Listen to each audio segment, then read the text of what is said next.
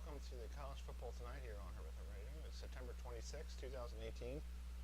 Coming up in a minute or so, B.J. Watson, who played his high school ball at Calvert Hall, who is now playing he's a freshman running back up at Harvard. You can probably hear the thunderstorm outside our studio here in Cockeysville. 7:05, Jawan Larson, the quarterback from Rhode Island, will join us at 7:05. And in Montre Gregory, who is also from Baltimore, plays for Bowling Green. They're playing Georgia Tech this weekend. And then if you want to stay tuned, around 8:40 tonight, we'll have Todd Blackledge, ESPN ABC analyst, will join us. We'll talk about Syracuse and Clemson. And then Wes Durham at 9 o'clock, who does the stuff for the Raycon Sports Network, the ACC Network. He will be talking about the Bowling Green versus the Georgia Tech game this weekend. So in the meantime, we're going to get you back to some great music here, and we'll wait for BJ to call us. You are listening to the College Football Tonight here on HerbFM Sports Radio on Speaker.com.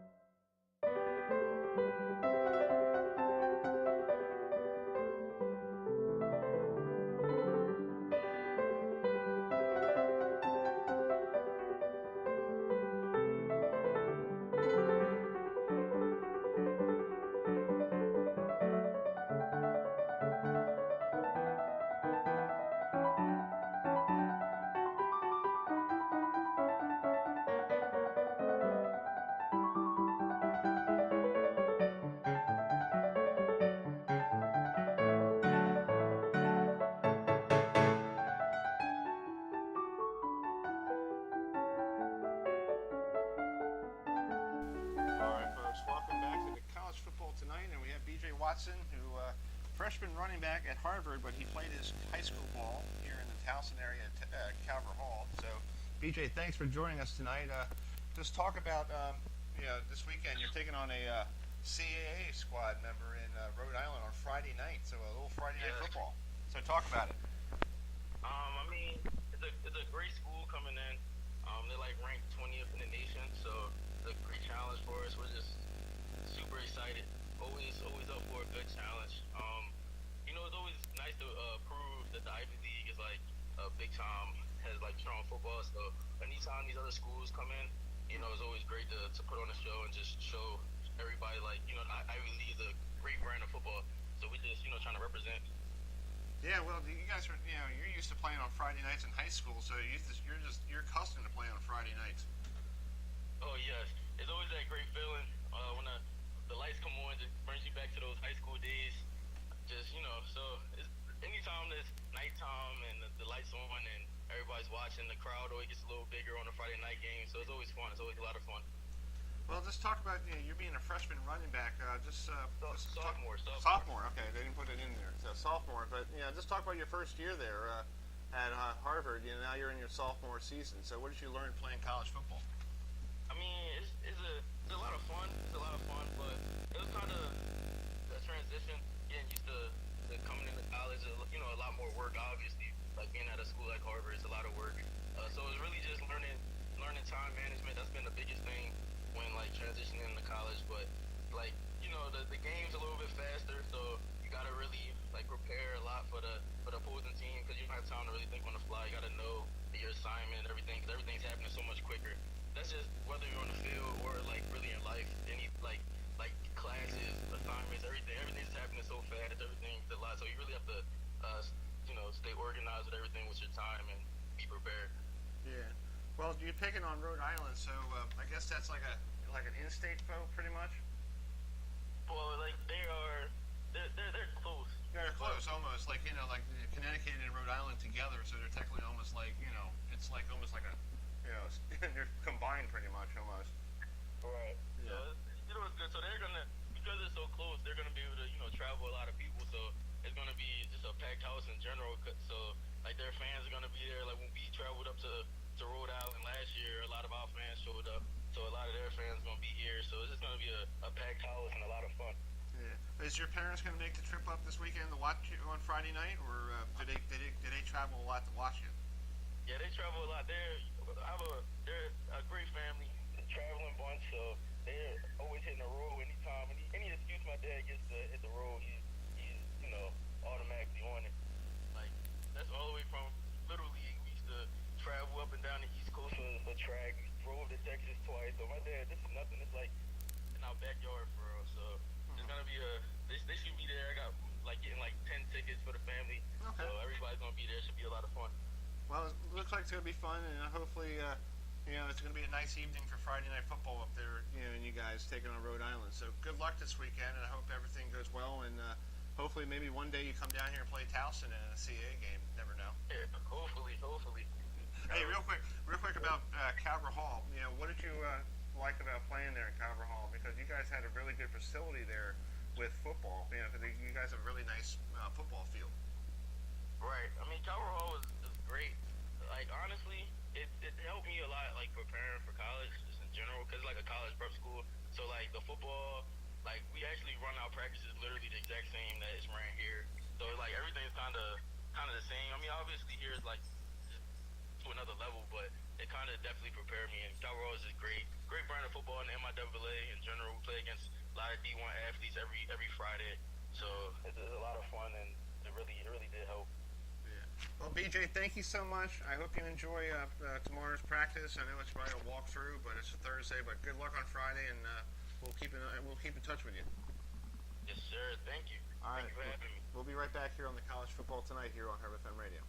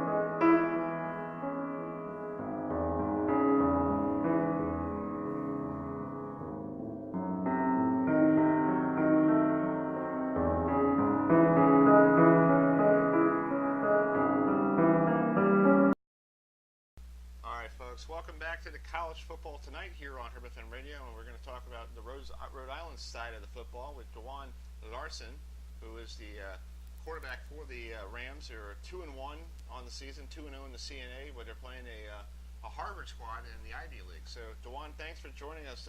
Just talk about you guys been off for a week. So, what did you do during the bye week?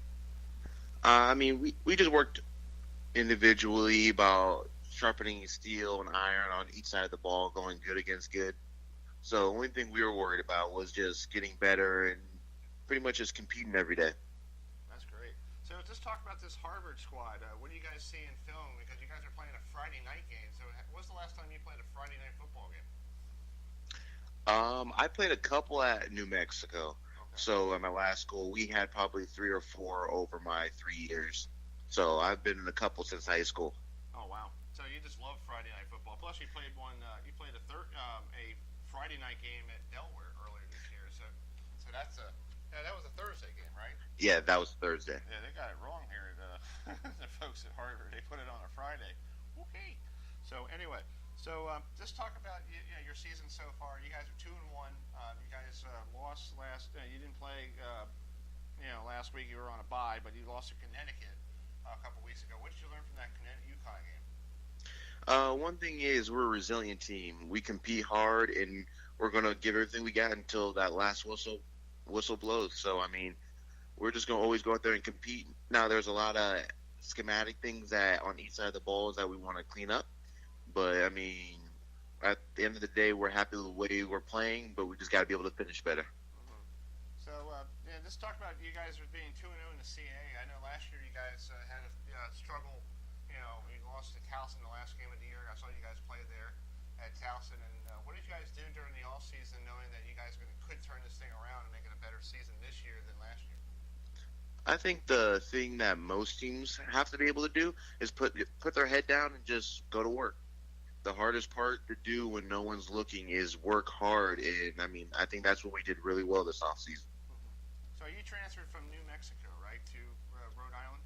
Yes, sir. So just talk about what did Rhode Island bring, when you transferred to Rhode Island, what did Rhode Island bring to you that you wanted to go to Rhode Island? Honestly, it was a chance to play a quarterback and a conventional offense. Okay. And for me, I went to a school that ran triple option out of high school, and it wasn't the greatest fit for me.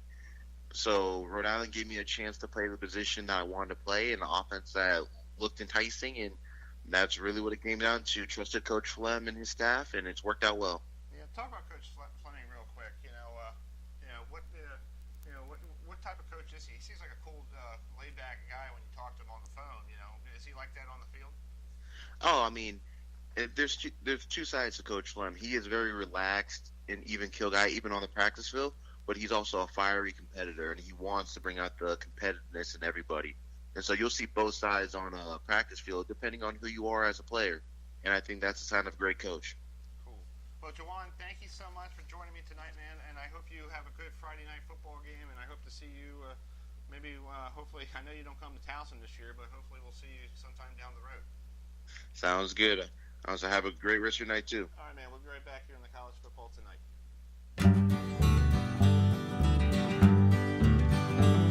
You ask me if I'm happy now. That's good as any joke I've heard. It seems since I seen you last, I done forgot the meaning of the word. If happiness is empty rooms and drinking in the afternoon, well, I suppose I'm happy as a clam. But if it's got a thing to do with smiling or forgetting you, well, I don't guess that I could say I am. Did you ever see a down and outer waking up alone without a blanket on to keep him from the dew? When the water from the weeds had soaked the papers he'd been putting in his shoes to keep the ground from coming through. And his future feels as empty as the pockets in his pants because he's never seen a single dream come true. That's the way that I've been feeling since the day I started falling from the bottle to the bottom, stool by stool, learning hard to live with losing you.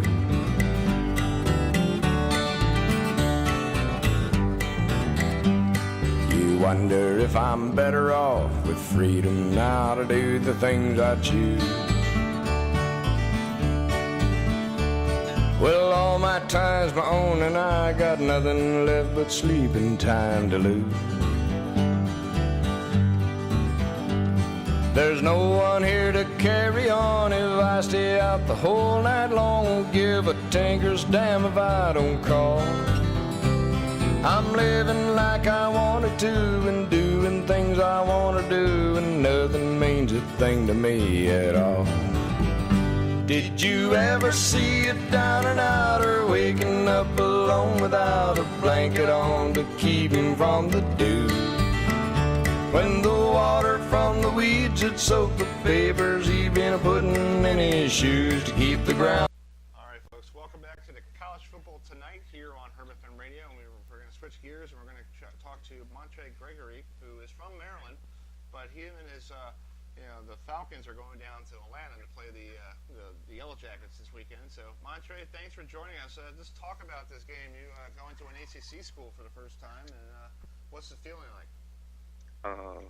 Well, it's always a blessing and a great opportunity to play bigger schools, and we're all excited and ready to get after Georgia Tech. Yeah. Well, I talked to Coach Johnson today on the teleconference call, and I asked him about you, and he was like, "Well, I really, all these different teams are completely different, and and he really doesn't know you that well, but you hope really by the end of Saturday you'll probably make him understand who you are, right?" Well, yeah, I just go out there and do my job and make a play. They really don't pass the ball on the outside, so I wouldn't really expect them to key in on a certain defensive back or things like that because they run 60, 70 times a game and maybe pass it 4 or 5. So. And you're doing that. You have to defend that option. So have you guys practiced that this week? Yes, sir. We practiced it, and when going against option teams, everyone just has to know their job and know their assignments and keep their eyes on their keys because they do a lot of stuff with motions and orbits and things like that and trying to disguise who really has the ball. Mm-hmm. So you got to read your keys. That's true. Well, you played Maryland this year. What was it like playing against the school that you probably grew up watching as a kid here in Maryland? It was very exciting playing against Maryland. It didn't go the way we wanted, but we showed a lot of great things in that game, and yeah, it just was exciting because I did grow up watching Maryland play football and with the Vernon Davises and guys like that. So. Yeah. Well, you went to Poly Institute. So, how did Poly and Bowling Green how did they find you from that wonderful school here in Maryland? Well, I actually had to go the junior college route because I had a little hardships in my life, and it all made me better. So, yeah. That's cool. So, what are you majoring there at Bowling Green? I actually drove past there once going. I had to pick up a car for a place I was working at, and you guys have a nice little stadium there right off the highway. Well, I'm majoring in individual studies, and I have 2 minors in sociology and psychology. Okay, that's cool. What's individual studies? What is that? Is it just normal general studies, or because we're trying? Yeah, like you kind of tailor your major off of the things that you want to do, like personally. So, I want to work with in juvenile detention centers and kids that got themselves in a little bit of trouble. So I want to work with them. So it's good to know like how to speak to those kind of kids. Okay. So I know you want to work with kids in the juvenile system. Is there a future maybe in football? You think you want to go to the next level? Oh, definitely. I dreamed about it since I'm 6 years old. So, and it's getting close. Just got to continue to work at it. Yeah, and plus, if you get drafted, you don't mind playing for the team here in Baltimore, the Ravens, right?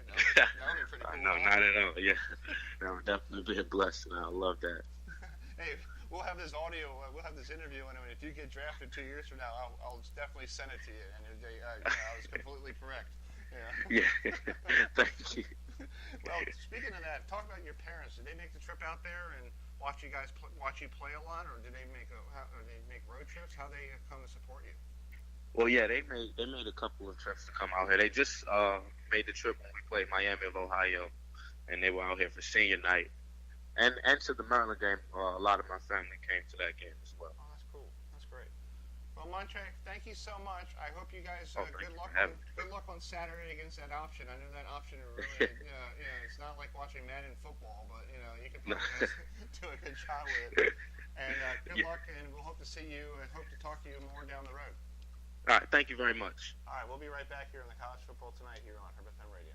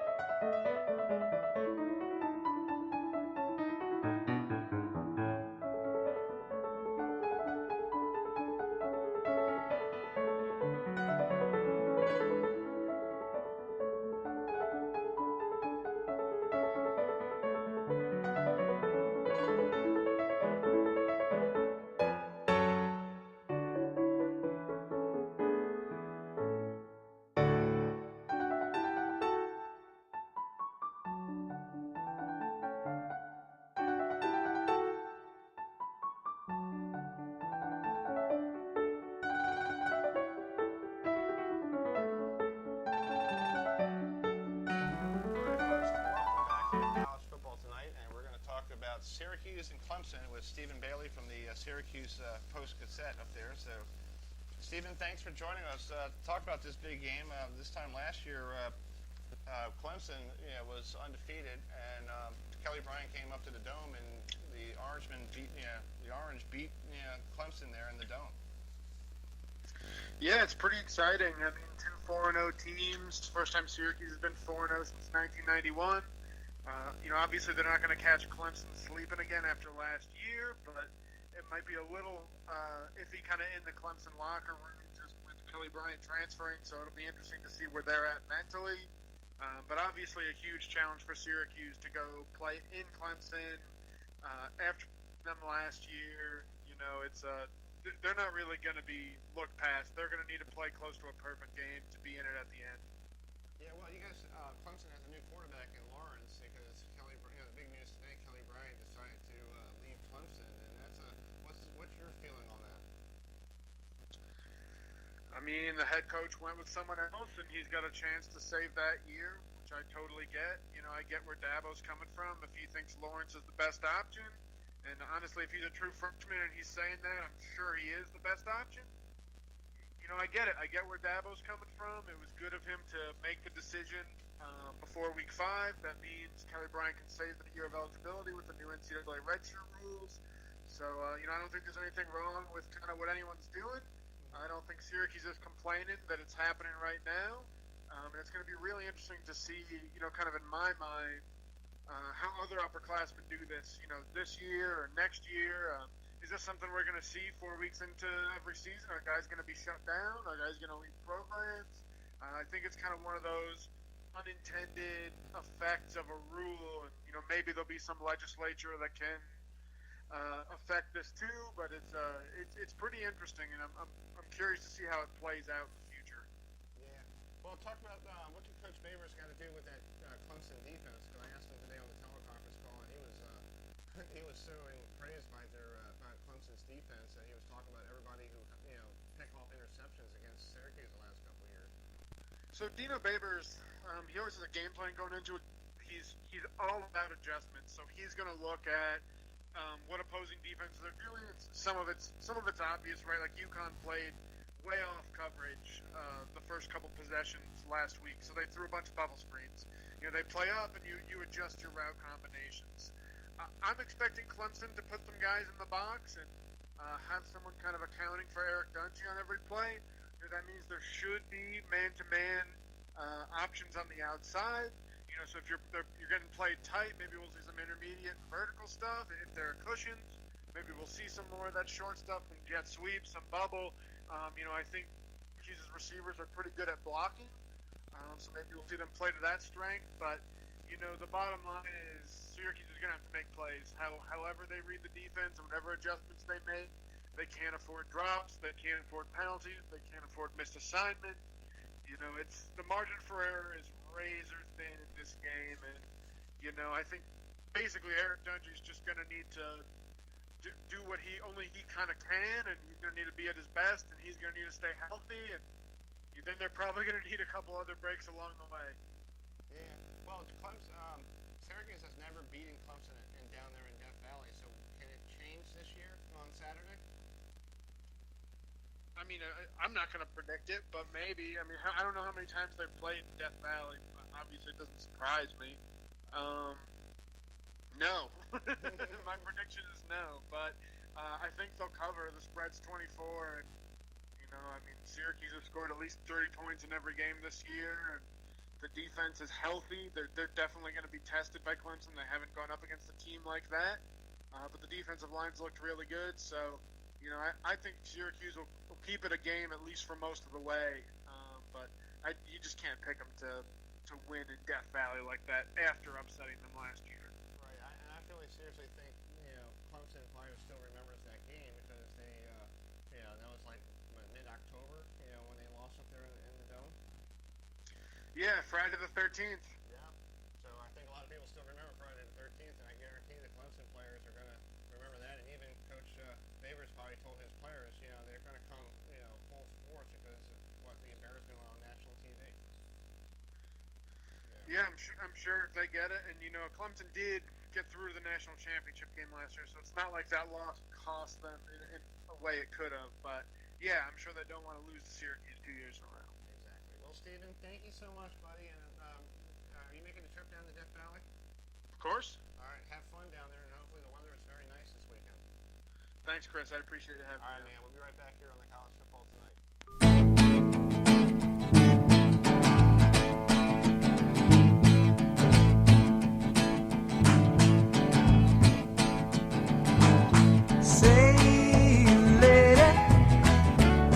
gotta tell me what it was came over you.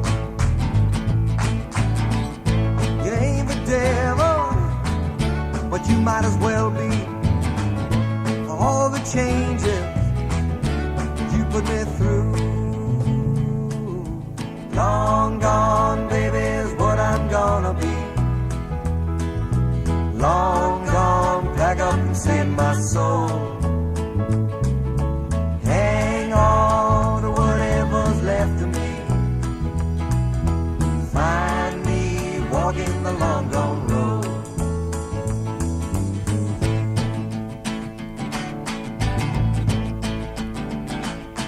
Want someone to believe in. Need someone that wants me to. All right, folks, welcome back to the college football tonight here on HerbFM Radio. We have Lynn Hill, who writes for the Houston Chronicle, and Rice is rolling into Wake Forest this weekend, big on the Demon Deacons. So, Lynn, talk about this game. Rice has never played against Wake Forest, or they have probably, but this is the first time for Wake Forest against a team they don't play that much.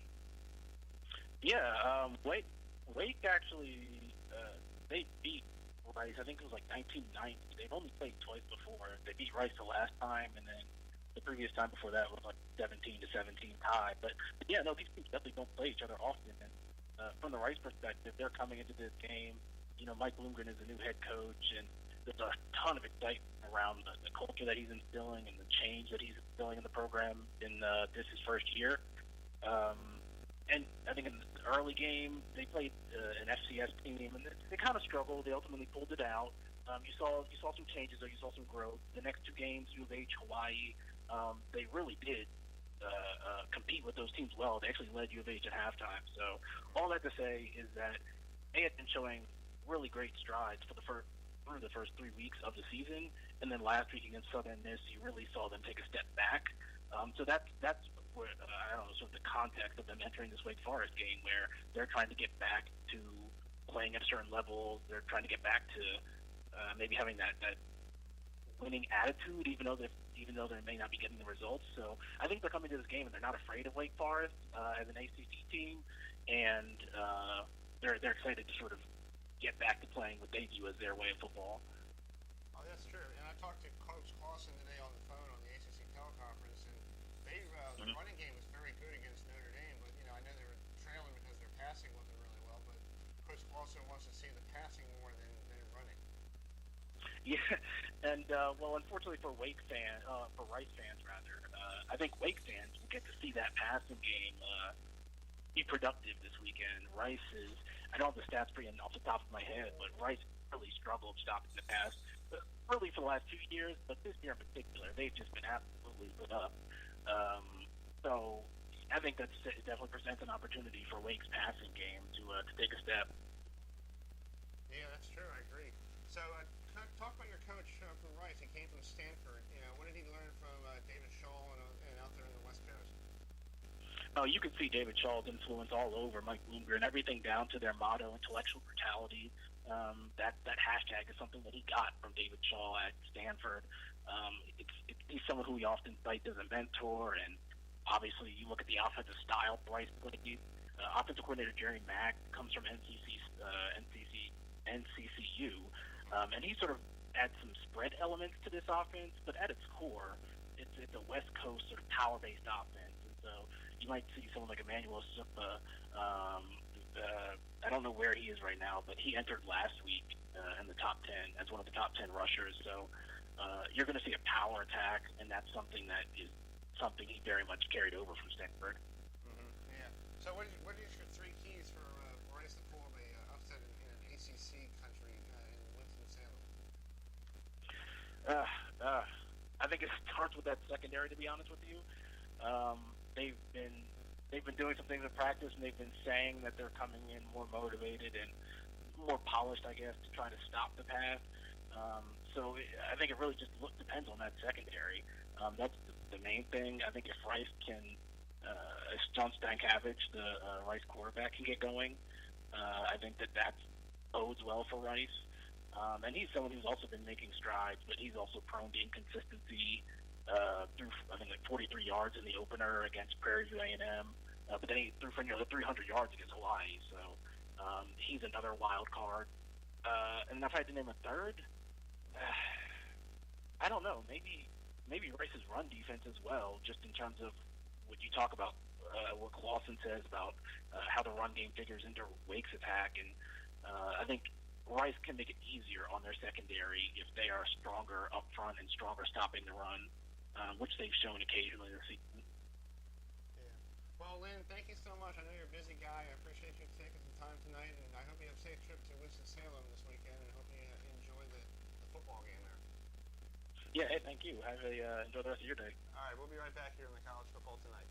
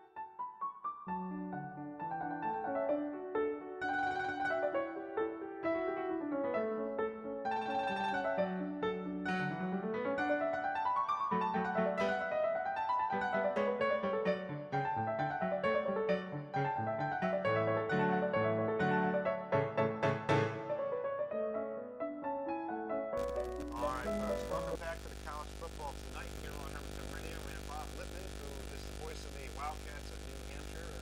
Coach Mack and the guys are going to be rolling down to North Carolina to take on Elon in the CAA battle. So, Bob, talk about, what did, you guys had a bye week last week, a tough start to the season, when you play, your rival for the first game of the year, and then you have to go out to Colorado and play in the thin air. So, what did Coach Mack do during the bye week?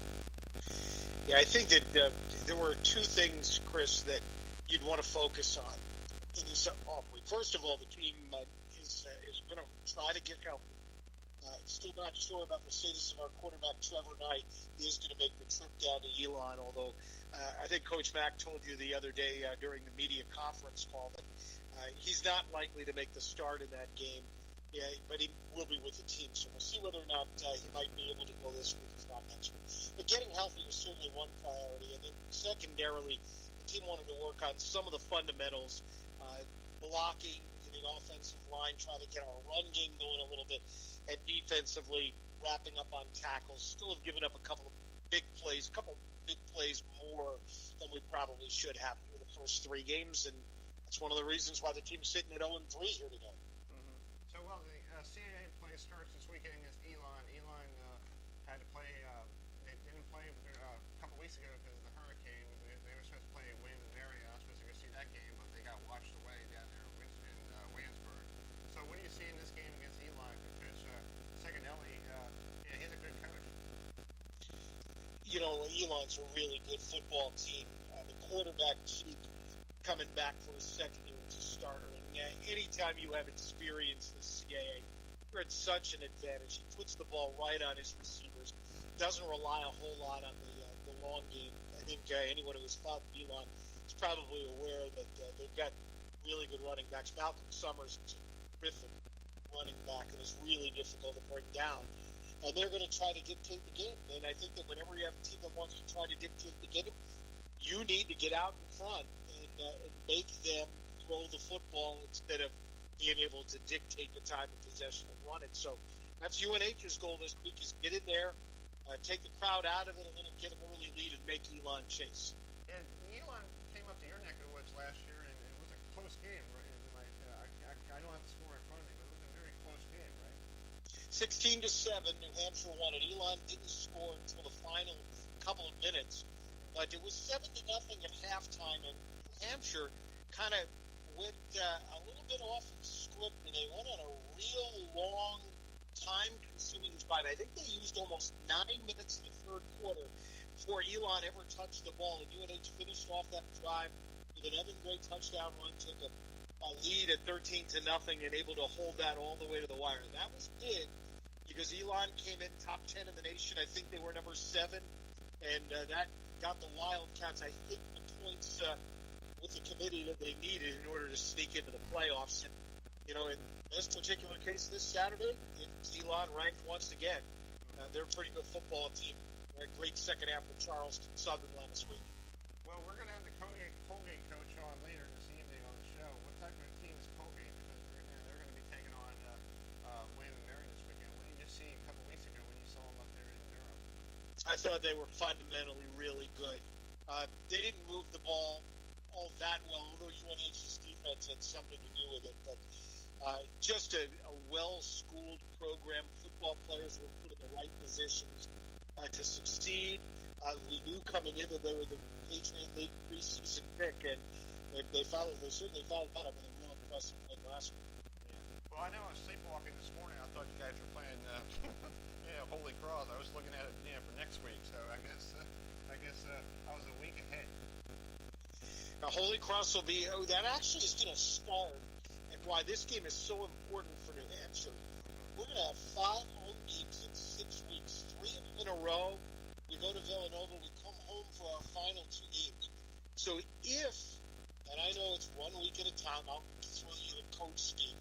If UNH can get past this one with Elon, now you got some teams that have to come to Durham. Not a real good place for visiting teams to come over the years. Well, I know you knew Coach Mack for a very long time. He's been up there. What is it like dealing with him during the week of practice and even during game day? He's pretty serious. If you want the real Coach Mack and the personality, you got to catch him in the offseason. This time of year, he's very focused on what needs to be done, and there always, I think, seems to be something more that needs to be done. All business-like, and keeps everybody on the same page, focused on the opponent that's coming up. Yeah, that's true. Well, Bob, I hope you have a safe trip down to North Carolina. Hopefully, I know they had to deal with the hurricane. I hope everybody's okay down there, and hopefully you guys have a great game. And hopefully the atmosphere there will be a good CAA battle. Yeah, and I'll just throw out, thanks again for having me on, Chris. This CAA this year, top to bottom, is as deep as any league that we've seen. I mean, who would have guessed that Maine and Rhode Island would be sitting up at the top of the standings here? It is a really, really deep, fun league. Get out and see a game. Yeah, I'll be doing Towson and Citadel this weekend, so that's going to be an interesting game there, too. Have fun. I will. All right, Bob, we'll be right back here on the College Football Tonight. I appreciate having me on. You ask me if I'm happy now. That's good as any joke I've heard. It seems since I seen you last, I done forgot the meaning of the word. If happiness is empty rooms and drinking in the afternoon, well, I suppose I'm happy as a clam. But if it's got a thing to do with smiling or forgetting you, well, I don't guess that I could say I am. Did you ever see a down and outer waking up alone without a blanket on to keep him from the dew? When the water from the weeds had soaked the papers he'd been putting in his shoes to keep the ground from coming through. And his future feels as empty as the pockets in his pants because he's never seen a single dream come true. That's the way that I've been feeling since the day I started falling from the bottle to the bottom, stool by stool. learning hard to live with losing you.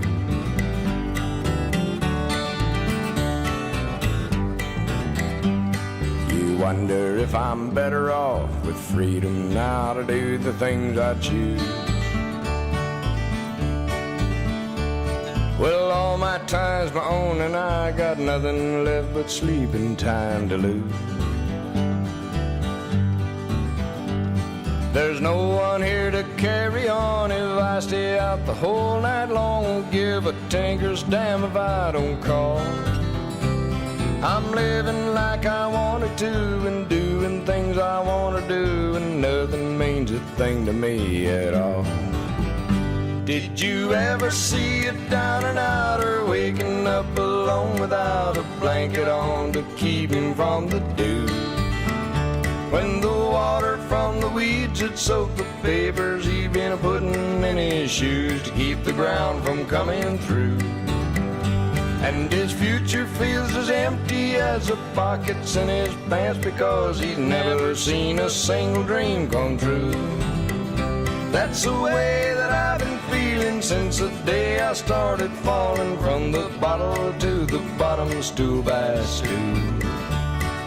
Learning hard to live with losing you.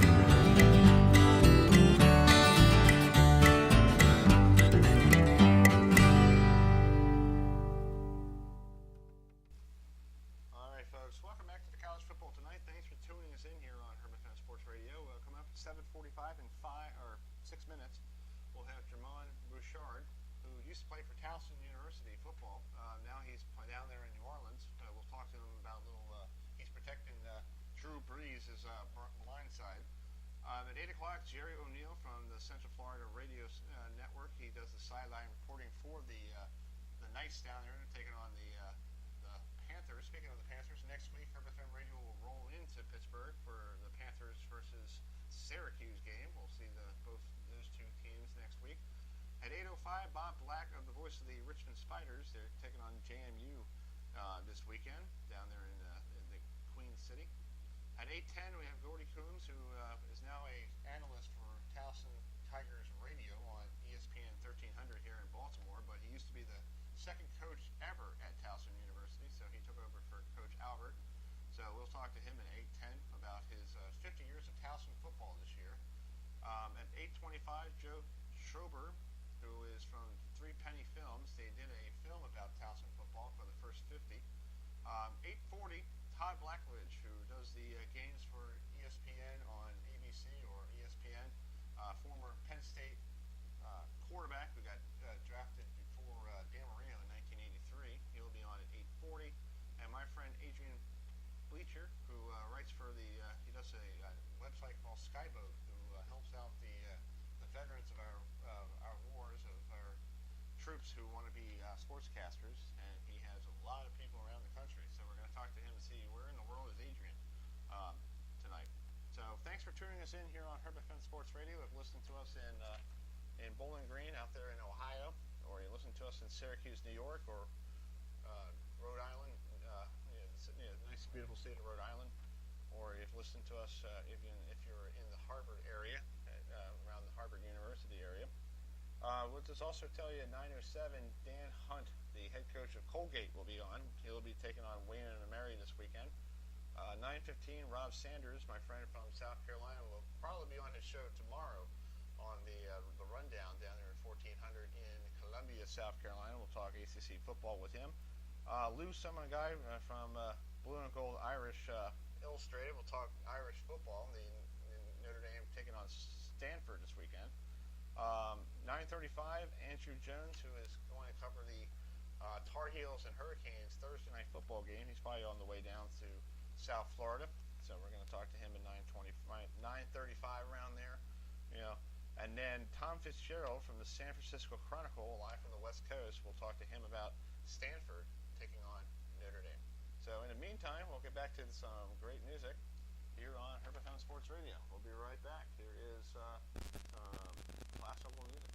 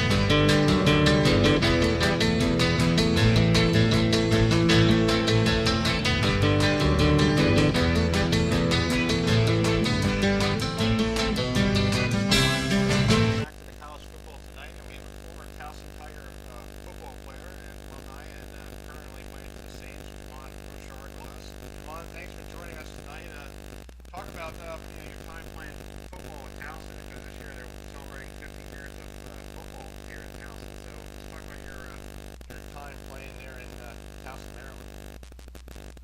My time, I have a lot of great that 5 years there, and I have a lot of success with guys that people come in after me, and coaches there left a great lasting impression on me. Some qualities that I can use for the rest of my life. So you're down there in New Orleans. So just talk about playing football with the Saints. This is your second go around with them, right? Yeah, it is my second go around. I just finished. Actually, I'm in. In 12th year. I got drafted back in those. I played here for years, so when I was here the first, we had won a lot of games. The Super Bowl. I got some good person. But it feels like my wife.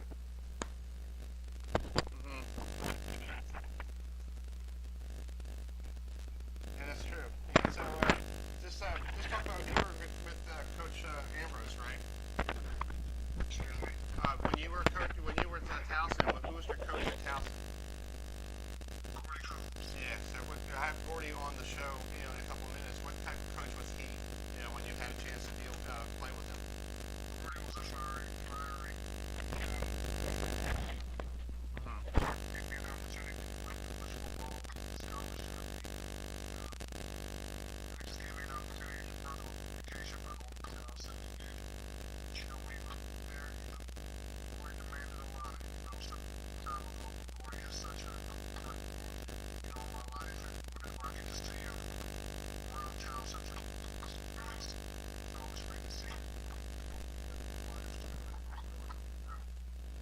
Well, I know you guys are playing coming soon on October 21st. You're playing the Ravens. Are you going to see all the guys at Towson before the day before?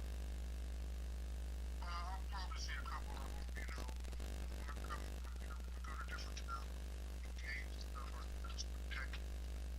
You can't please everyone, but it's good to see them after. Follow the big tailgate. Whenever I play close, I know majority of my friends who went out, they'll be present there and they'll tailgate. They usually have a bit. So I'll see the day before the game, the night before the game, see them after. Yeah. And then this weekend you're going up to New Jersey to play the Giants, right? Yes.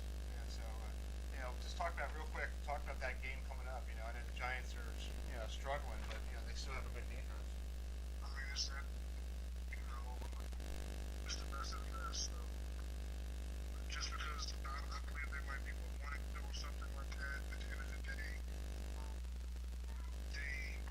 from the film I watched, they play more defense. They got tough defense. That's something that we have to get past come Monday. So we're looking forward to traveling a couple more days of work so we can get a better grasp of our game. And I was just on Sunday executed to the best of our ability. Yeah. Well, just talk real quick. Last question. Last week when you guys played the Falcons, that must have been an exciting game when you guys had to go to overtime. I mean, overtime games are fun. They're fun for the crowd. They're fun for the people watching at home. It's like that, but it's a lot better when they're a little stress level to get the job done in the first 6 minutes. But sometimes that's not the case. Sometimes they take it over in extra time. The job is not done. It was an exciting game. It was an exciting game for our team, for Drew. The record that he broke. And it's always good to good division rival with the club. Well, Javon, thank you so much. Good luck this weekend against the Giants, and thanks for coming on tonight. And I hope to see you around Towson if you're on a bye week. Hope to run into you. For sure, man. I'm there. You guys enjoy the 50th week. Just do it. All right. Thank you so much. We'll be right back here in the College Football Tonight.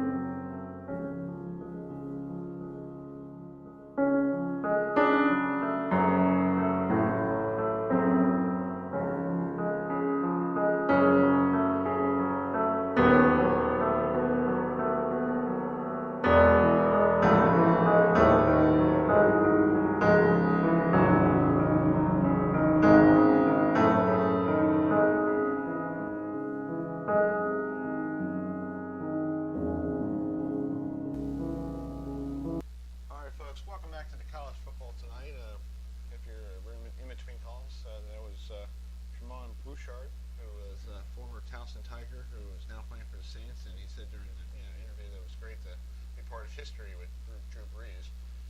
Let's give you some scores in baseball. The Orioles have a 2-1 lead on the Red Sox, bottom of the second. We have it here in the studio, so we're just trying to kill a little time here. So the Orioles looking to not lose 113.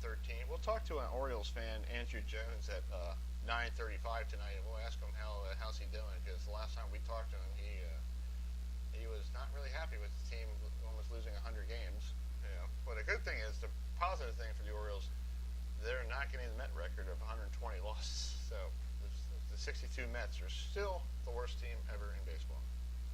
And maybe one year we'll have that record go away because I'm a Met fan.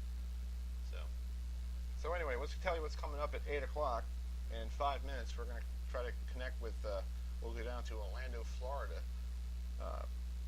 home of Money Mouse at Disney World. But this guy, Jerry O'Neill, works for the Central Florida radio network. The Knights taking on the Panthers in the Pittsburgh Panthers Saturday down there in beautiful Orlando, Florida. It's always a sunny day there.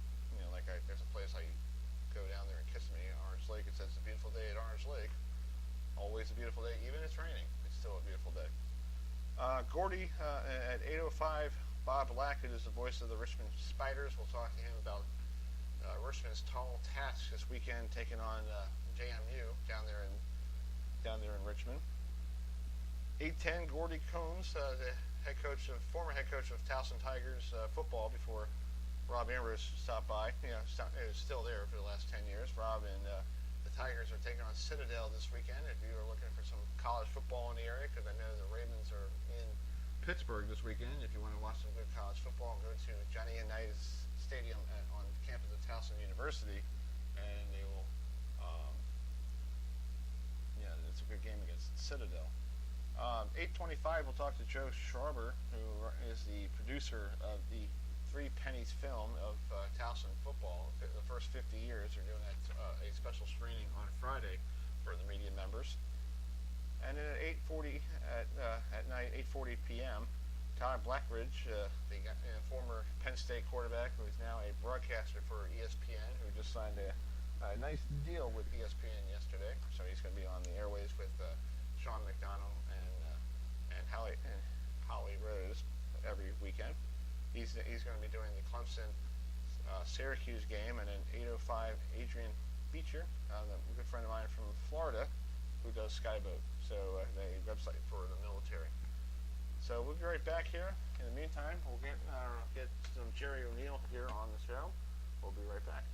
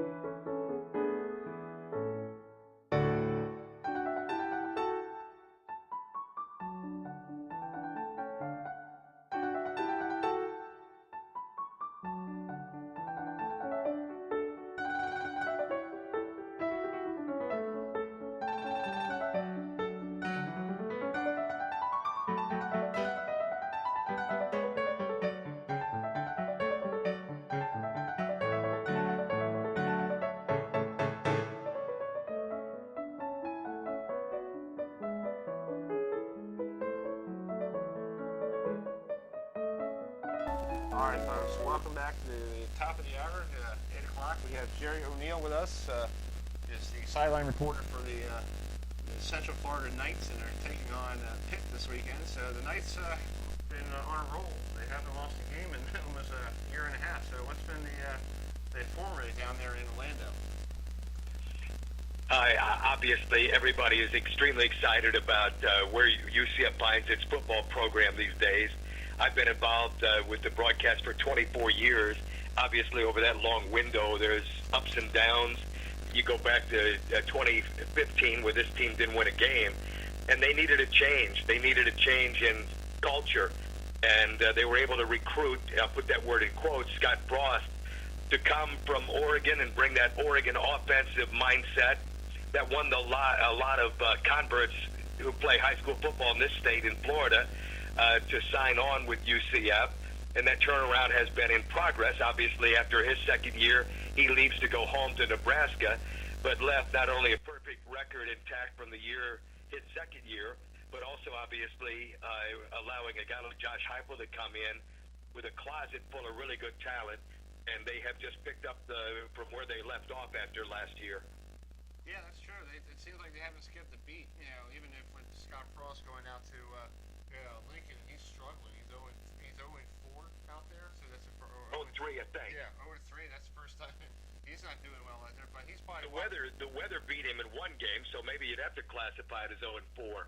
But hey, listen, when he was here his first year, and UCF was coming off a winless season, and they had better talent than not winning a game that year. They had significant injuries, lost their quarterback on the first series of the second game of the year, had to play a redshirt freshman or a true freshman, and those kids weren't ready for the schedule and for the game at that higher level than high school, and we paid the price. But we had better talent on that roster. Some of it's playing in the NFL already. But Scott Frost was able to change the culture, as we talked about. He made football fun for these kids again, was able to go out and recruit some really good skill kids. UCF has never lacked for talent. UCF has always had good Florida and Georgia-based athletes here, and you could look up the number of players who played, either playing yet or played for George O'Leary at UCF. And a long laundry list of players. But these guys are having fun. The offense is fast-paced. And Mackenzie Milton, whatever you think of him, he's special. And that has been, the straw that's been stirring this drink these last 16 games. Oh, yeah. And with Coach Heupel, he actually was he at Nebraska? He was at Oklahoma as a quarterback, right? He was, he played college football at Oklahoma. Okay. He led Oklahoma to a national championship. He finished second in the Heisman balloting to Chris Weinke at Florida State, but Oklahoma beat Florida State in that college football championship game. He had been at Oklahoma for a while, but the last 2 years he was the offensive coordinator at Missouri, and that's where Drew Lock is one of the top prospects possibly coming out of there at the end of this year. Oh yeah, that's true. With Murray, the quarterback out there, that's pretty good out there. Yeah. Well, let's just talk about you guys. Central Florida, being the college football program in the Orlando area. A lot of people don't realize Orlando is a very nice area. I know it's Money Mouse when Mickey, runs the show there, but people don't realize it's a good stadium of college football there. And I was there for a basketball game a couple years ago when Central Florida played Rice when I was down there on a vacation. Sure. And the thing is, and a lot of people in your audience probably would be blown away to know, UCF is the second largest college in America. They have more students than Ohio State. They have more students than last year. They were number one in college attendance, if you will, or undergrads. Arizona State and UCF have kind of gone back and forth, but they have 60,000 students here. And you can only imagine the size of campus. And in the 25 years I've been in town, the incredible growth of this university. The stadium is 45,000. But Danny White, whose dad is the athletic director at Duke, and his brother is the head basketball coach at Florida, is really an asset to this university and to the growth of it as well the last few years as it regards its both academics, but as athletes, but the wins and losses that this athletic program has put together. So what is the three keys we think that Central Florida can do to beat Pitt on Saturday? Well, obviously, Mackenzie Milton, this offense, and maybe the word is overused, but I've used it with this group for a couple years, the stable of running backs, the stable of wide receivers that this offense has, and, Mackenzie Milton, if you follow UCF, this last week, 13 carries himself. He moves the chains and scored 3 times. If you go back to the Auburn game in Atlanta, the Peach Bowl, that ended the season perfect for UCF last year. He can beat you with his feet. He extends plays, and even though he's got good skilled people going downfield, his ability to move the chains via his feet is a real asset here. Now, on defense, UCF has 7 picks in 3 games, 6 different players, That's second most for anybody defensively. And we got a lot of good athletes on that side of the ball. Shaquem Griffin left and is now a linebacker out for Seattle, along with his twin brother, who left a year earlier, Shaquille Griffin, who had a couple picks in a football game this year in the NFL. But we got a lot of talent on that side of the ball as well that's going to be eager to play an ACC team. The first of those that we were supposed to play this year in North Carolina, that game was canceled because of Hurricane Florence. So I think our guys will be up for this one. It'll be a sold-out crowd for UCF and Pitt this Saturday. Well, talk about that game that was supposed to play against North Carolina. Is that going to be rescheduled or not really? No, they're not going to be able to make it up. The UCF schedule is such that when they have their bye week, they're scheduled to play the following Thursday. Okay. So their bye week is October the 27th, and there was talk about trying to find another opponent. Being able to rearrange schedules was not going to be possible. I mean, the UCF North Carolina game was one of 6 that week was postponed, and there had been other games around the country that were canceled. Nebraska had one because of weather. So UCF is not going to be able to find a 12th opponent. They hope their 12th opponent, honestly, will be the conference championship game that first Saturday in December, if they stay on track. Yeah, that's true. Well, Jerry, thank you so much. I hope you have a good time this week with the game, and I hope to talk to you more throughout the year. Look forward to it. Thank you for allowing me on with you guys. All right, we'll be right back here on the College Football Tonight. Thanks, Jerry.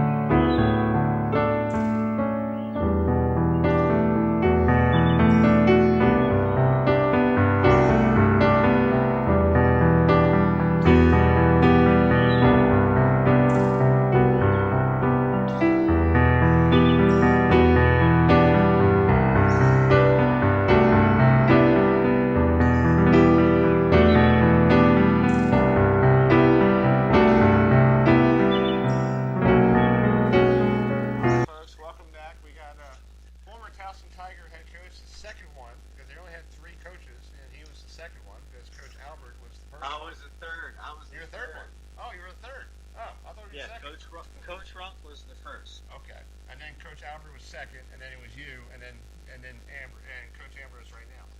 Right. Right. So now he's doing broadcasting for Towson. So you've been with this program, for probably the whole 50 years, pretty much, right? Yeah, I was fortunate. I was fortunate to be the first 39 years, Okay. and then the last 7 or 8, I was the radio guy. Right.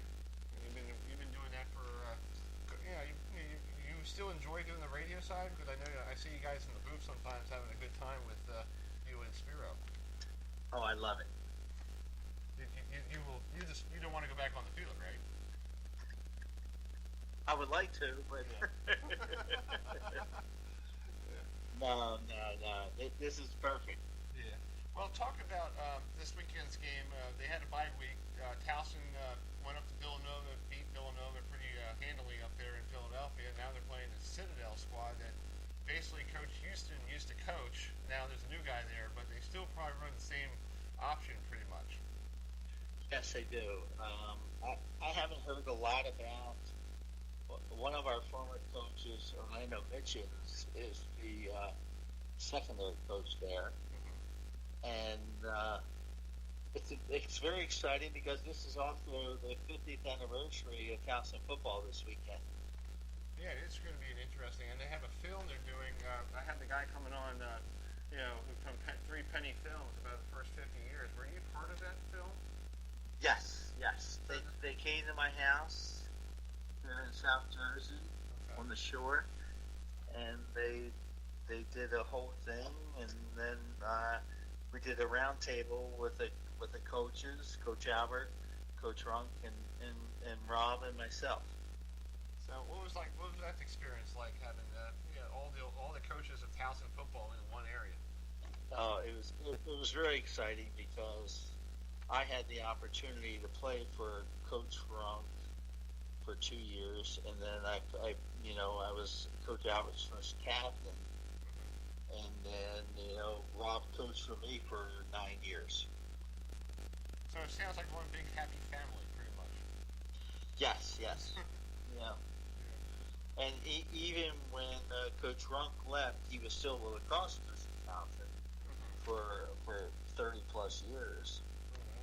And then Coach Albert taught, and then Coach Albert came back and was our offensive coordinator my last 4 or 5 years at Towson. So what was it like having what was it like having him on your staff? Knowing that you played for him, and then now you were his boss. How was that? It was different. I mean, when you were somebody's player, and then you were his associate for 19 years, like I was, Coach Albert's assistant, and then he came back after a delay of a couple years. It was very rewarding because Coach Albert is a very special person. Well, let's talk about the current team.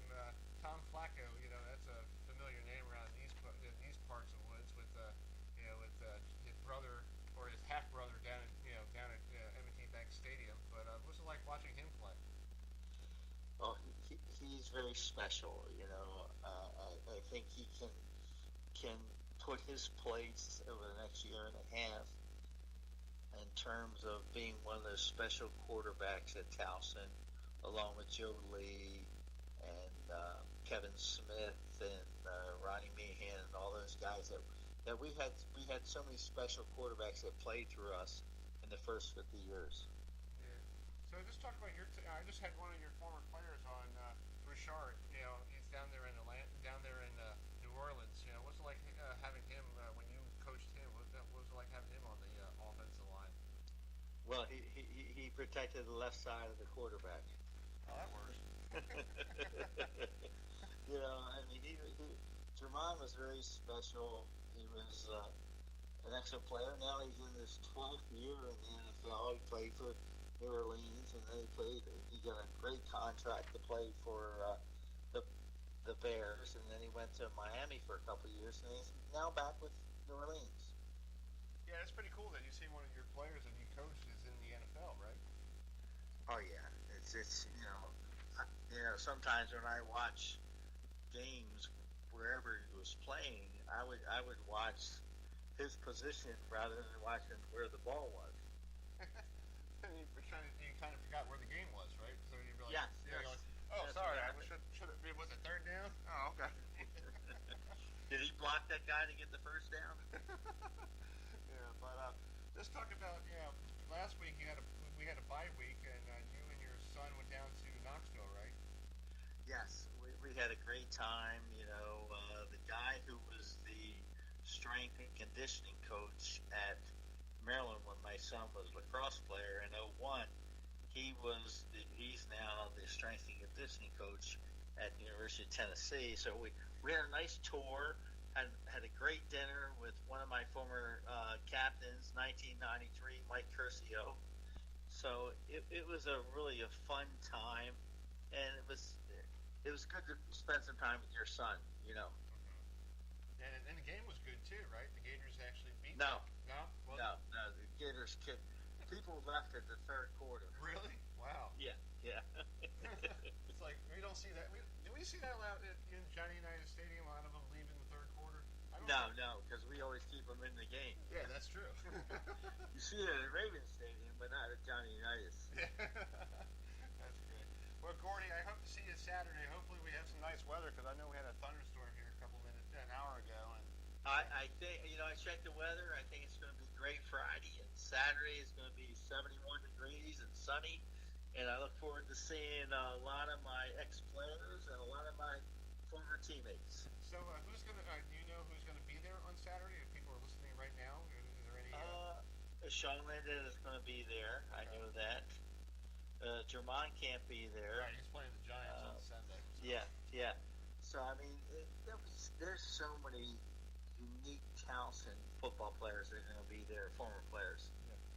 Were you part of the coaching staff of Dave Megan? Who used to play for the Giants. Yes, I was the defensive coordinator at the time. Okay, what was it like watching him play? Because he was like that small guy, and what's his name? Bill Parcells picked him up and made him into a good kick returner, right? Well, it's interesting because when we initially thought when David transferred from Towson, we thought he was going to be this great corner for us because he at one time he might still hold the Johnny Unitas Minigan Stadium record for most interceptions in the game, and then he was the all-time leading rusher in the So I mean, David came to us and I thought he was going to be a great corner, and then Coach Albert asked me one day. He said, "Gordy, I think he should be a tailback. Can I look at him in a couple of days?" I never saw him. One day in spring, I had David as a corner.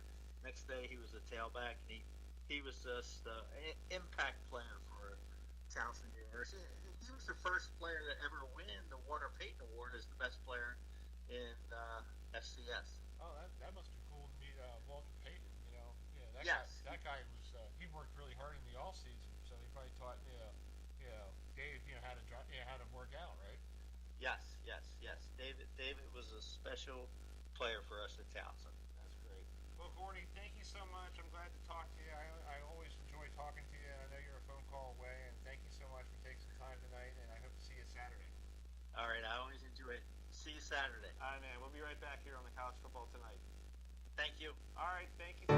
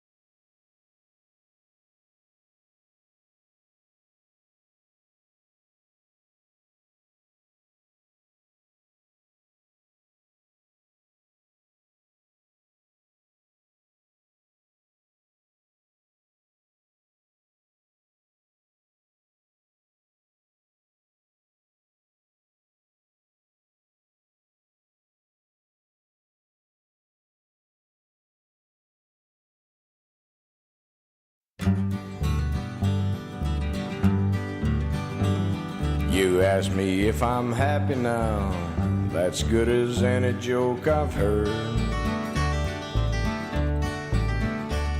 It seems since I seen you last, I done forgot the meaning of the word.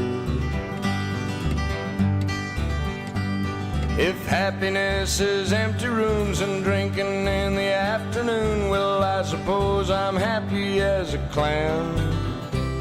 But if it's got a thing to do with smiling or forgetting you, well, I don't guess that I could say I am. Did you ever see... Welcome back to the college football tonight. We have Towson University is celebrating their 50th anniversary of football.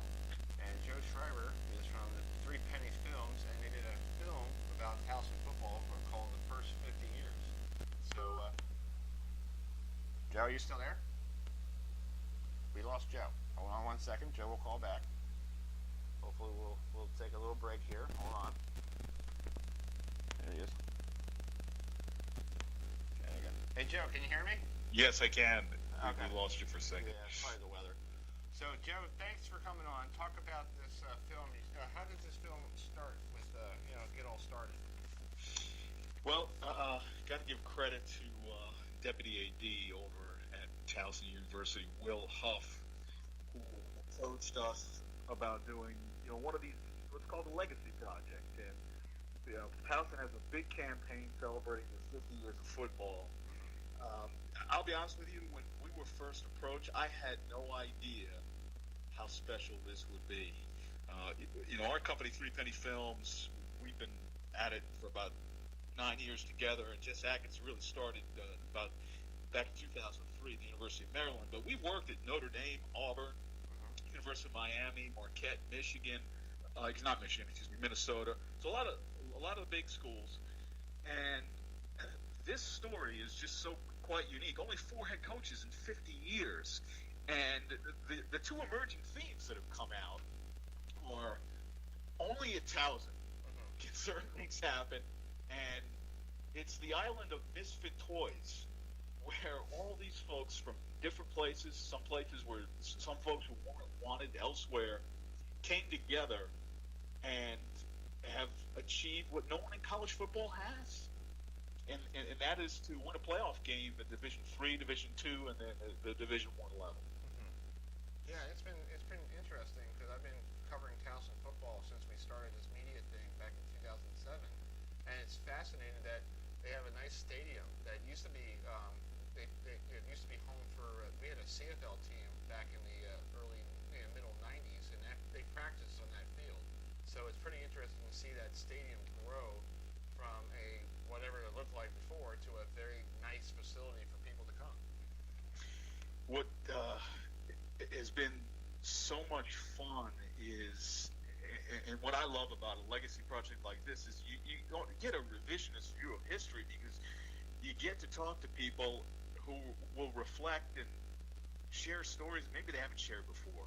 And to talk to Coach Carl Runk and Coach Albert about the genesis of all of this, and really nothing existed for football back in 1969. I mean, the field that they had to play on, and I'll let the film speak for itself, or where they had to originally practice, or how the first practice began, how they had to go out and recruit players, is mesmerizing. Wow. And now they're playing in a nice facility. It's like, when you read about the history of Towson, they're like, oh, we used to play on Burkiss Hill. I'm like, huh? Like, that's a baseball field now. So back in '69, that probably was a piece of dirt, and that's where they played football. No, yeah, piece of dirt, unlevel field. Yeah. And one story that Coach Albert shares, that the original field that they played on wasn't actually long enough. And at one point, the referees were in the middle of the game, and they measured from where the 10-yard line was supposed to be to the end zone. It was only 7 yards. Wow. And it's crazy things like that come out all of these years later. But, amongst all the interesting stories and all that, and the fortitude that it took, and the resilience, and all the things that they overcame that bound them together is the brilliance of all the coaches. Oh yeah, and who had to do more with less. Right. And then plus they have to recruit with like I think because a lot of people ask me about Maryland, about Towson. I said why they struggle with their getting into CAA and why they don't make it to playoffs. And I said well the problem is when you have College Park down south and you have Delaware 15 or 30 minutes, 40 minutes up the road, then you got people in Pennsylvania. You got the state of Virginia that has basically every college football team among the band, from Liberty to JMU to all the way over to Norfolk. It's hard for, I think Coach Ambrose tries to find the best talent, but a lot of people don't give Towson the credit that it's a great place to go and it's a great school for people to go to school and get a degree, and plus it's closer for parents to come and watch them. Yeah, it's a beautiful campus. The downtown is ideal for any college student. But back in the day, it wasn't on the radar. And I heard listen to Gordy and I listened to Jermon. I had the good fortune of spending some time with Gordy down the Jersey Shore because I actually live closer to there, and interviewing him there, and then going down to New Orleans with Jermon last month. And it was Gordy who was banging on Jermon's door in King George, Virginia, of all places, and he uncovers a diamond in the rough. And here's the thing that struck me about talking to Jermon. This is a Super Bowl champion, a Pro Bowl player, and his face lit up talking about Towson. And while we were talking, he was getting texts from his group text that he has of all those Towson guys. He's not big-timing anyone. What he cherishes most, playing in the NFL, still is the relationships that he has with that group, a really solid group of guys at Towson. And a guy who echoed that, by the way, is Brian Fitzpatrick, the strength coach at the Naval Academy, because he's part of that group. Yeah, that's true. And I just had Jermon on the show back at the 7:45, and it sounded like he enjoyed talking about Towson. He was like he wanted to come on, and we're not a big media outlet. We're learning. We're not ESPN, but getting somebody who played college football at Towson and plays in the NFL to come on, that's really big for me. I'll tell you what, man. First of all, you guys have a really impressive lineup tonight, wall to wall, and haven't been in the business for a long time. I'm impressed by what you guys have put together, and getting Jermon on. But you made his night because when he gets to talk about Towson, it just brings a big smile to his face. Yeah, and I asked him. I said, I know they're playing the Ravens in October. And I said, are you going to come, to Towson to watch a game? Hopefully they're in town. He goes, well, yeah, I'll probably come over and see what's going on. So he might be over there watching the game. You never know. He might be sitting in the crowd watching Towson, and nobody knows it's him. And to a man, it's not even not just Jermon, but all these other the guys. Sean Landetta will do anything for Towson, and he's genuine about it. We're grateful he's going to be at the premiere of the film on Friday as well. But there's so many different guys. Arnold Farmer from a few years ago, who I saw at the spring game. It was amazing just going to the spring game, seeing all the guys coming back. Brian Fitzpatrick, I mentioned, who's the strength coach at the Naval Academy, was at the Towson spring game. Wow, that's great. And it's like it's a one big family. That's why I had Coach Coons on a couple minutes ago, and I said it's like one big happy family. And he goes, "You're right. It's like a family. We all are. Everybody knows everybody. We all find time to hang out with each other. It's almost like I feel like Towson, just like I want to say like Miami, because I know you did some Miami stuff with the Hurricanes, but if you interview some of the old alumni from Miami, like Michael Urban or Warren Sapp, like I talked to Warren Sapp at Canton, Ohio, a couple years ago, and I asked him what is Miami. And he goes, you want to know about what Miami is? When I got picked to go in the Hall of Fame, the first call comes over my phone. I see this weird area code. I'm like, I pick up the phone. I'm like, who's this? And he goes, this is Michael Urban. He goes, yeah. What the heck do you want? And he goes, that's Miami. Miami alumni take care of Miami, and it sounds like what Towson is. Towson players take care of Towson players. It's fantastic. And what's remarkable is that even when guys are let go, it's never good. It never ends well for anybody as a coach, and and there's always a little bit of bitterness. But with these guys, they still come back. Coach Albert is back. Gordy's in the booth broadcasting games. Yeah. And he was there for 39 years. And the reverence they all have for Carl Runk is really, really heartwarming, because they all understood that he built that tradition of loyalty. And it was his brilliance, his toughness that started it all. In fact, I know I listened to Gordy when he was on with you a few minutes ago. Mm-hmm. He told Carl he was afraid of him. Gordy played for him back in the day.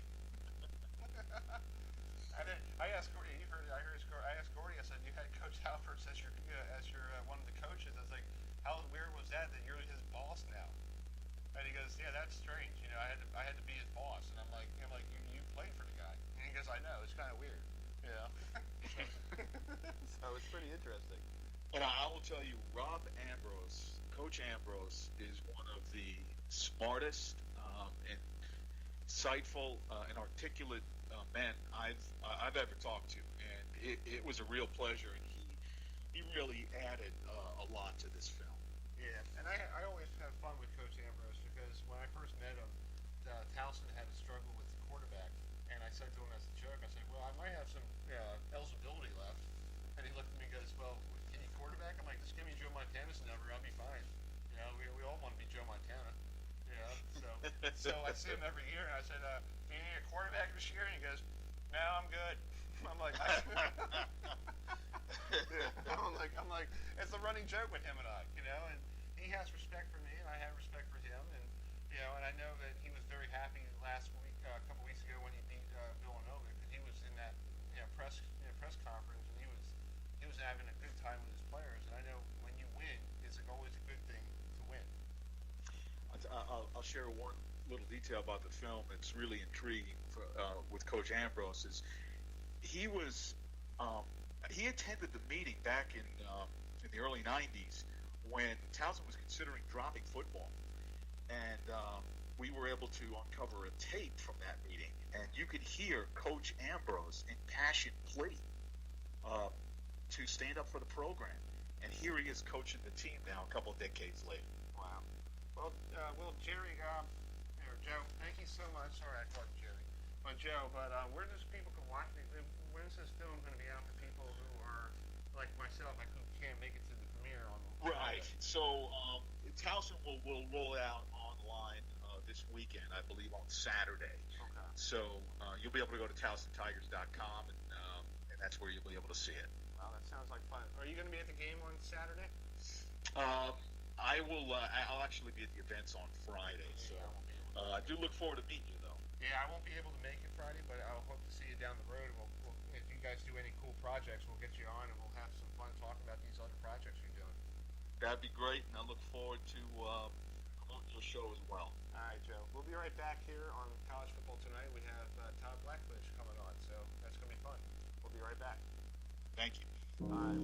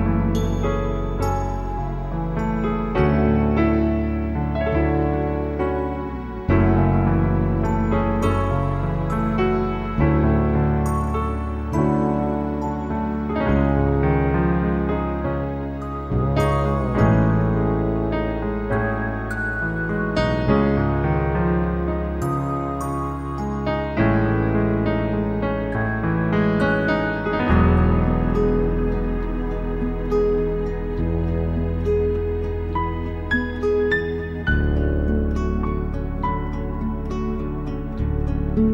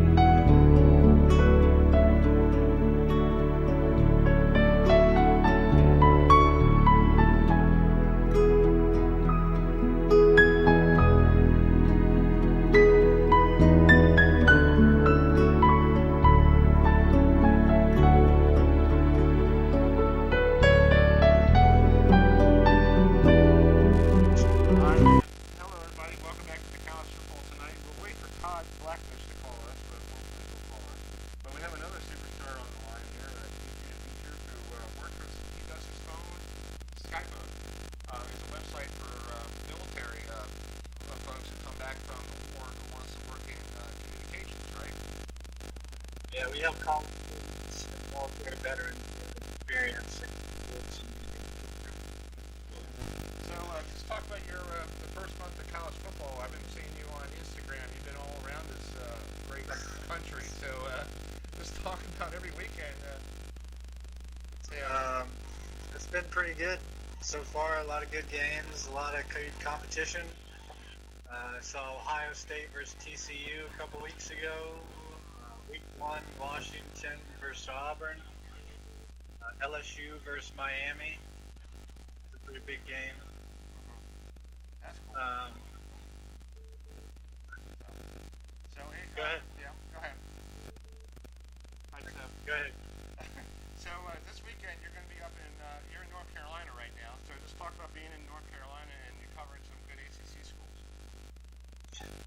Yeah, I think that the Duke Virginia Tech game would have been a lot more interesting had they not lost to Old Dominion. That was kind of a shocker last week.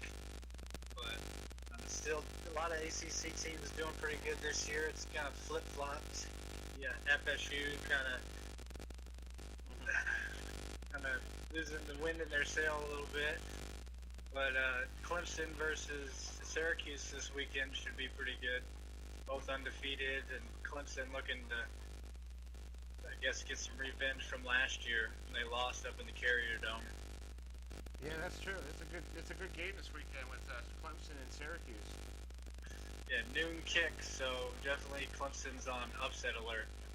Exactly, and they just picked up Lawrence as their quarterback because Kelly Bryant decided to go somewhere else, and we saw Kelly Bryant at the ACC media day.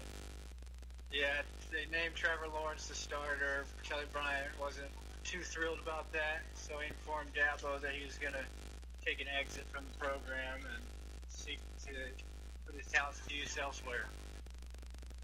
Yeah. So, Adrian, just talk about what you do. Yeah, you started this thing basically a nonprofit, right? Yeah, so it's a nonprofit organization. We help college students and military veterans gain experience in the news and sports media world. Nice. So we work with 35 universities across the country. We've got 140 members in our program. We work with NASCAR, 6 MLS teams, the Atlanta Falcons, and the Atlanta Braves. Oh, that's cool. So nice. Are you doing some postseason baseball with the Braves? We have a pretty great writer in Atlanta. His name is Brian Poole. He's our Atlanta Braves writer. So we don't cover every single game for the Atlanta Braves, but whenever we're covering the Atlanta Braves, Brian Poole is there. That's cool. Well, Adrian, thank you so much for coming on, and I hope to talk to you more throughout the year, and we'll do some more. What do you think about coming up in October? What do you think about next weekend with Florida State and Miami? think that game's going to be a bit disappointing, to be honest. This will be the first time in 5 years that I'm not at that game. Oh, wow. But I'll definitely be watching. Yeah. So I think that Miami's going to take it, though. Yeah, so I guess it'll probably be a 3:30 game instead of an 8 o'clock game, right? We'll have to see. Yeah. We'll have to see what they determine. Yeah. All right, Adrian, thank you so much, buddy. I'll talk to you down the road, okay? All right, Chris. Best of luck. All right, we'll be right back here in the College Football Tonight.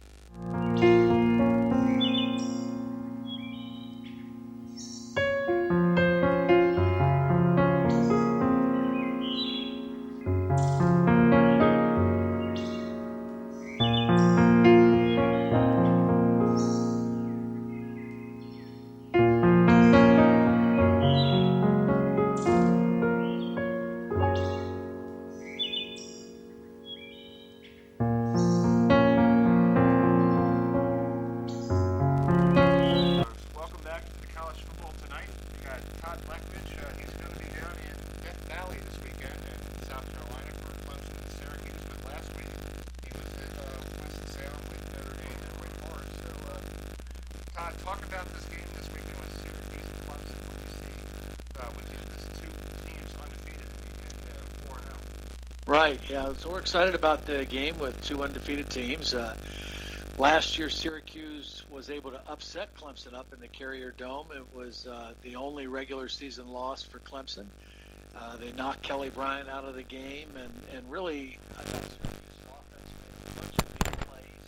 Their quarterback, Eric Dungy, played a really nice ball game. So I don't think Clemson will get snuck up on this time. I think they'll be a highly motivated team, and we'll be ready to play at home. And then obviously you've got the whole quarterback situation with the announcement of Trevor Lawrence being the new starter, and then Kelly Bryant deciding to transfer. So there's some issues going on down there that it'll just be interesting to see how all that plays out on Saturday. Well, I want to say congratulations on your new deal. I saw that yesterday on the email. That's pretty cool. Good deal. Oh, thank you. Yeah, appreciate it. So just talk about being with Sean McDonough, who used to do Monday Night Football, and Right. Holly Rose there. Just talk about that experience a little bit. Well, I've been with Holly for a number of years. I think this might be our 10th year together. And then Sean, I actually worked 1 year with him back in 1999 at CBS. And then the last 2 years we've done the national championship game on ESPN radio. So had some familiarity with him, and he's a very talented guy and very smart, very well prepared. And so far, he and I have hit it off great and worked really well together. Unfortunately, we just haven't had a close game. We've done 4 games, and the average margin of victory has been 39 points. So other than that, it's been a pretty smooth start. Well, talk about last week. We're trying to get you on to Notre Dame and Wake Forest. And Right. Notre Dame completely ran over Wake Forest. They switched quarterbacks with Ian Book, and Bush is sitting on the bench now. But what do you think of Ian Book being the starter the rest of the year? Well, I think it turned out to be a really good decision by Brian Kelly at that time. I mean, I thought it was a good opponent to make the switch. Wake Forest had been struggling with their pass defense, and they didn't ask Ian Book to do a ton. He didn't throw many deep balls. Most of it was short, intermediate stuff, but he was on time and he was accurate. And I think the biggest thing that Brian Kelly was hoping to get was just getting the ball into the hands of some of their playmakers out on the perimeter in a position where they could do something with it. And I think in a very short amount of time, the addition to their passing game really enhanced their offense, and I think makes Notre Dame a much more threatening football team. Yeah, let's talk about Syracuse this weekend. They played Florida State a couple weeks ago and beat them up there in the Carrier. Right. And they're 4-0. So do you think Coach Favors finally got that team going after last year when they beat Clemson up there in the Dome? Well, last year they beat Clemson, and then they were all excited, and then they didn't win another game the rest of the year. So this year I think they're a little bit solid, a little bit more grounded football team.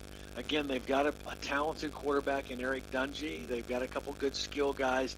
I think their defensive line is a pretty legitimate group. So I think it'll be very important for them to get off to a good start down in Clemson in this ball game, because, again, Clemson will be very motivated.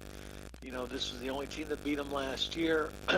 And so I think Syracuse is better than they were a year ago, but they're going to have to get off to a good start. Well, talk to you. You were in Penn State. You were one back there.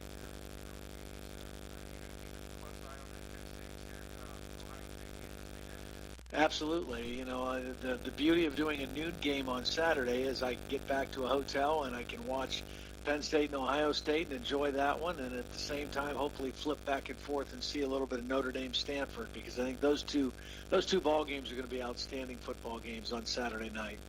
What was it like doing ACC football or any football in Penn State? How's going around different schools and getting there on Friday, talking to coaches? What's the mood like when you guys roll? It's pretty exciting. You know, we go to a lot of big games and a lot of great venues, and usually get in town on Thursday in time to go to watch the home team practice on Thursday, and then Friday we meet with coaches and players, and usually go to the visiting team hotel on Friday night and visit with them. And so, you know, we're kind of amped and ready to go by the time Friday night gets around. And usually you take in some of the atmosphere, just the buzz that you feel in town for a big game, and then Saturday you get to the stadium and let it rip. So it's an exciting job. I enjoy it very much, and you know, feel very blessed of all the places I've gotten a chance to go. Well, Todd, thank you so much. I know you're a busy guy. I appreciate you taking the time for us, and I hope to talk to you a little more throughout the season. Okay, good to be with you.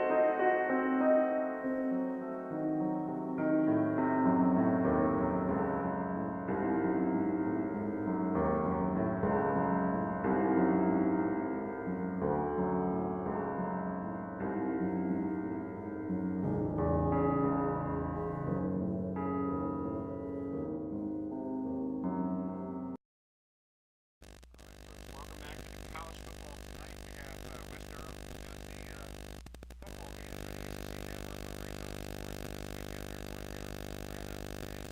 This weekend they're going to Bowling Green against Georgia Tech. So, Wes, thanks for joining us tonight. Let's talk about that game. The team that Paul Johnson has never seen before. Yeah, Georgia Tech. It's one of the interesting storylines is that in almost 125 years or so of football, Georgia Tech's never played a team from the MAC, let alone, Paul Johnson. He's seen MAC teams in his days at Navy, but Georgia Tech in its long history of football has never played a Mid-American Conference team. It's really kind of one of the more quirky things, I guess, you can think of in college football, but it'll be solved this weekend when Bowling Green comes to town. Well, Georgia Tech is struggling after winning their first game of the year. They lost 3 in a row. They played South Florida a couple weeks ago, and their special teams gave up 2 big kickoff returns. And last week they played Clemson's run. So what do they got to do to get back on the winning streak? Well, I really think the bigger question, Chris, probably for Georgia Tech than anything else is they just need to take care of themselves.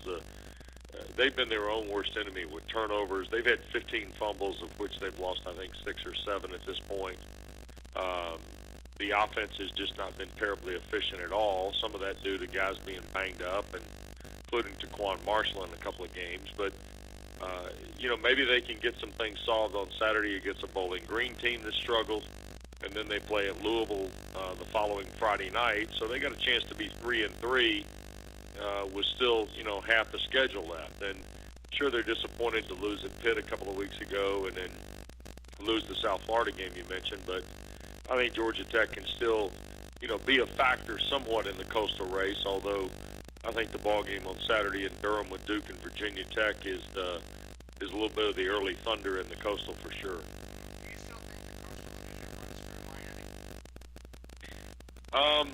I don't know. Let's see who starts Thursday night, right? That's true. If N'Kosi Perry is the new quarterback at Miami, I think you have to think that they may have an opportunity here. They're very good on defense. Even in the loss to LSU, they were solid. I think Miami's got the most talent. I think if Josh Jackson is healthy, certainly you think differently of Virginia Tech. The Willis youngster has obviously transferred from Kansas and has played Power 5 football before he came to Blacksburg. So we really don't have a big body of work of him right now. I'll be interested to watch the Hokies and Blue Devils on Saturday night just to see kind of where Virginia Tech is. But I think Duke is a team you're going to have to contend with, despite losing Mark Gilbert for the season and Daniel Jones for several weeks. Duke has really not missed a beat, and it's one of the more surprising stories, to be honest with you, because when we gathered in July in Charlotte, we just saw a team that probably had some pieces, but we weren't real sure how collected they could be, and they've handled the early part of this schedule flawlessly. So now their real test starts on Saturday for sure. Yeah, so what's the first month of the ACC? What team is being surprised they're struggling? Better than we saw in July? Well, Duke is the biggest surprise, Chris. I mean, we saw Duke as the middle of the pack, and at least early on, for them to go to Northwestern and win, to go to Baylor and win, to beat Army at home, who took Oklahoma to overtime last week. I mean, so you got to write the Blue Devils down as a team that is certainly surprising. I think Boston College, last week notwithstanding, is off to a good start. I thought that last week was not a performance they'll hang their hat on, but I still think they have a chance to be a really good team. And then I guess, you could look at potentially Virginia Tech here. I think they're NC State, to me, even though they didn't play the West Virginia game, and I hope it's not one of those scenarios, and of course it's wrong to think it because it was a natural disaster in the state, but I hope we don't get to the end of the year and we have doubts just because we haven't seen the one game that they had scheduled against West Virginia. I think we would have found a lot out about NC State. I think we're going to find a lot out about Syracuse on Saturday at Clemson. And NC State, Virginia on Saturday is also an awfully good game, too, in conference play. Do you think Florida State is struggling because of Taggart's system that you're not used to, and plus when Jimbo left, I think Jimbo left a lot of bad baggage in Tallahassee? Chris, I think the reason Florida State's struggling is because they're not very good in the offensive line. And I think it's pretty simple. I think Bud Elliott wrote a wonderful piece in TomahawkNation.com last week on the SB Nation site that I think Florida State struggles are not a one-year thing. This is the third year their offensive line has really been in trouble. I think there are a lot of things, and Bud does a great job of quantifying all of it. But, you know, look, there's the coaching transition. That's one thing. But they've got talented guys on defense. I mean, Levante Thomas is really good. So is Brian Burns. I mean, they got guys all over the field on that side. But offensively right now, they're going to have a hard time. You know, I mean, it's hard to believe they're at Louisville this week and they're a favorite because Louisville's 124 in the country in total offense. I mean, that to me, you want to talk about big surprises. Louisville just being dreadful at this juncture of the season on offense is probably one of the bigger surprises I've seen all year too. Well, one last question now as far as the transport. Do you see a difference? I know when people you cover the NFL too. Like Matt Ryan, he hasn't had an ACL yet, like Joe Flacco. Does it take a while for players to get an ACL to get back to the I don't know that. I mean, it's hard for me because I see different levels of guys who come back and round into shape as, you know, whether they're coming off an ACL. The ones that tend to take the longest, to be honest with you, and good heavens, I'm no doctor, is the guys who have the full three ligament tear, the MCL, the PCL, and the ACL. Those are the ones that take the longest. It's funny, we talk about an ACL nowadays almost like it's outpatient surgery in some respects. But the rehab is still extensive, and I really do think it still depends on the individual's healing as much as anything else. Well, Wes, thank you so much. I appreciate you so much for coming on tonight. You listen to XM Radio in the morning, right? Yep, and having a great time with Mark Packer, a lot of fun, and it's been a great ride so far on ACC 371. Sure has. Thanks, Wes. Thank you so much, and we'll be right back.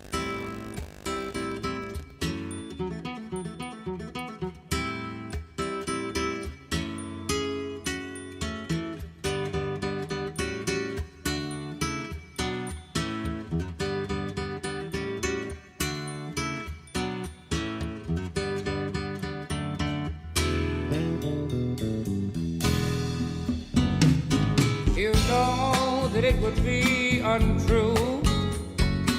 You know that I would be a liar if I was to say to you, yeah, girl, we couldn't get much higher. Come on, baby, light my fire. Come on, baby, light my fire. Try to set the night on fire. The time for hesitation's through. There's no time to wallow in the mire. Darling, we could only lose, and our love become a funeral pyre.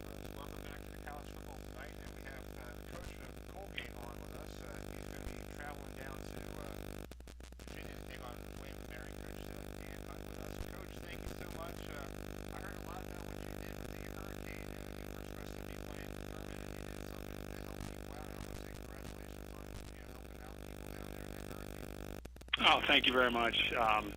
It really was an easy call to make.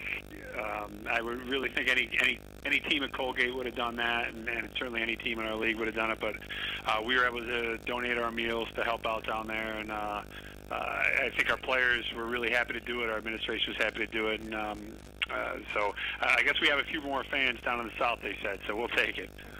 Well, you're playing a CAA squad in New Hampshire. Now you're going to take on Wayne and Mary, so I guess you guys want to be in the CAA. I don't know if I want to play that schedule week in and week out, but it's certainly our belief here is we want to play the best schedule that we can play. We want to take on the best teams that we can play, and we know certainly in our region of the country that means you're going to play some CAA teams. So we won't shy away from them. I think we try to measure ourselves as a program outside of our conference by how we do in these games. So this is a huge game for us. I think our team's real excited to play it, and I know that in general as a program, these are the games that we need to be able to win to be where we want to be as a program. Yeah. Well, talk about Wayne and Mary. Coach Larry Cott is retiring, so have you ever coached against a Wayne and Mary squad? No, I've been here since 1995. I've been at Colgate in one form or another, and we've never played them. So this is our first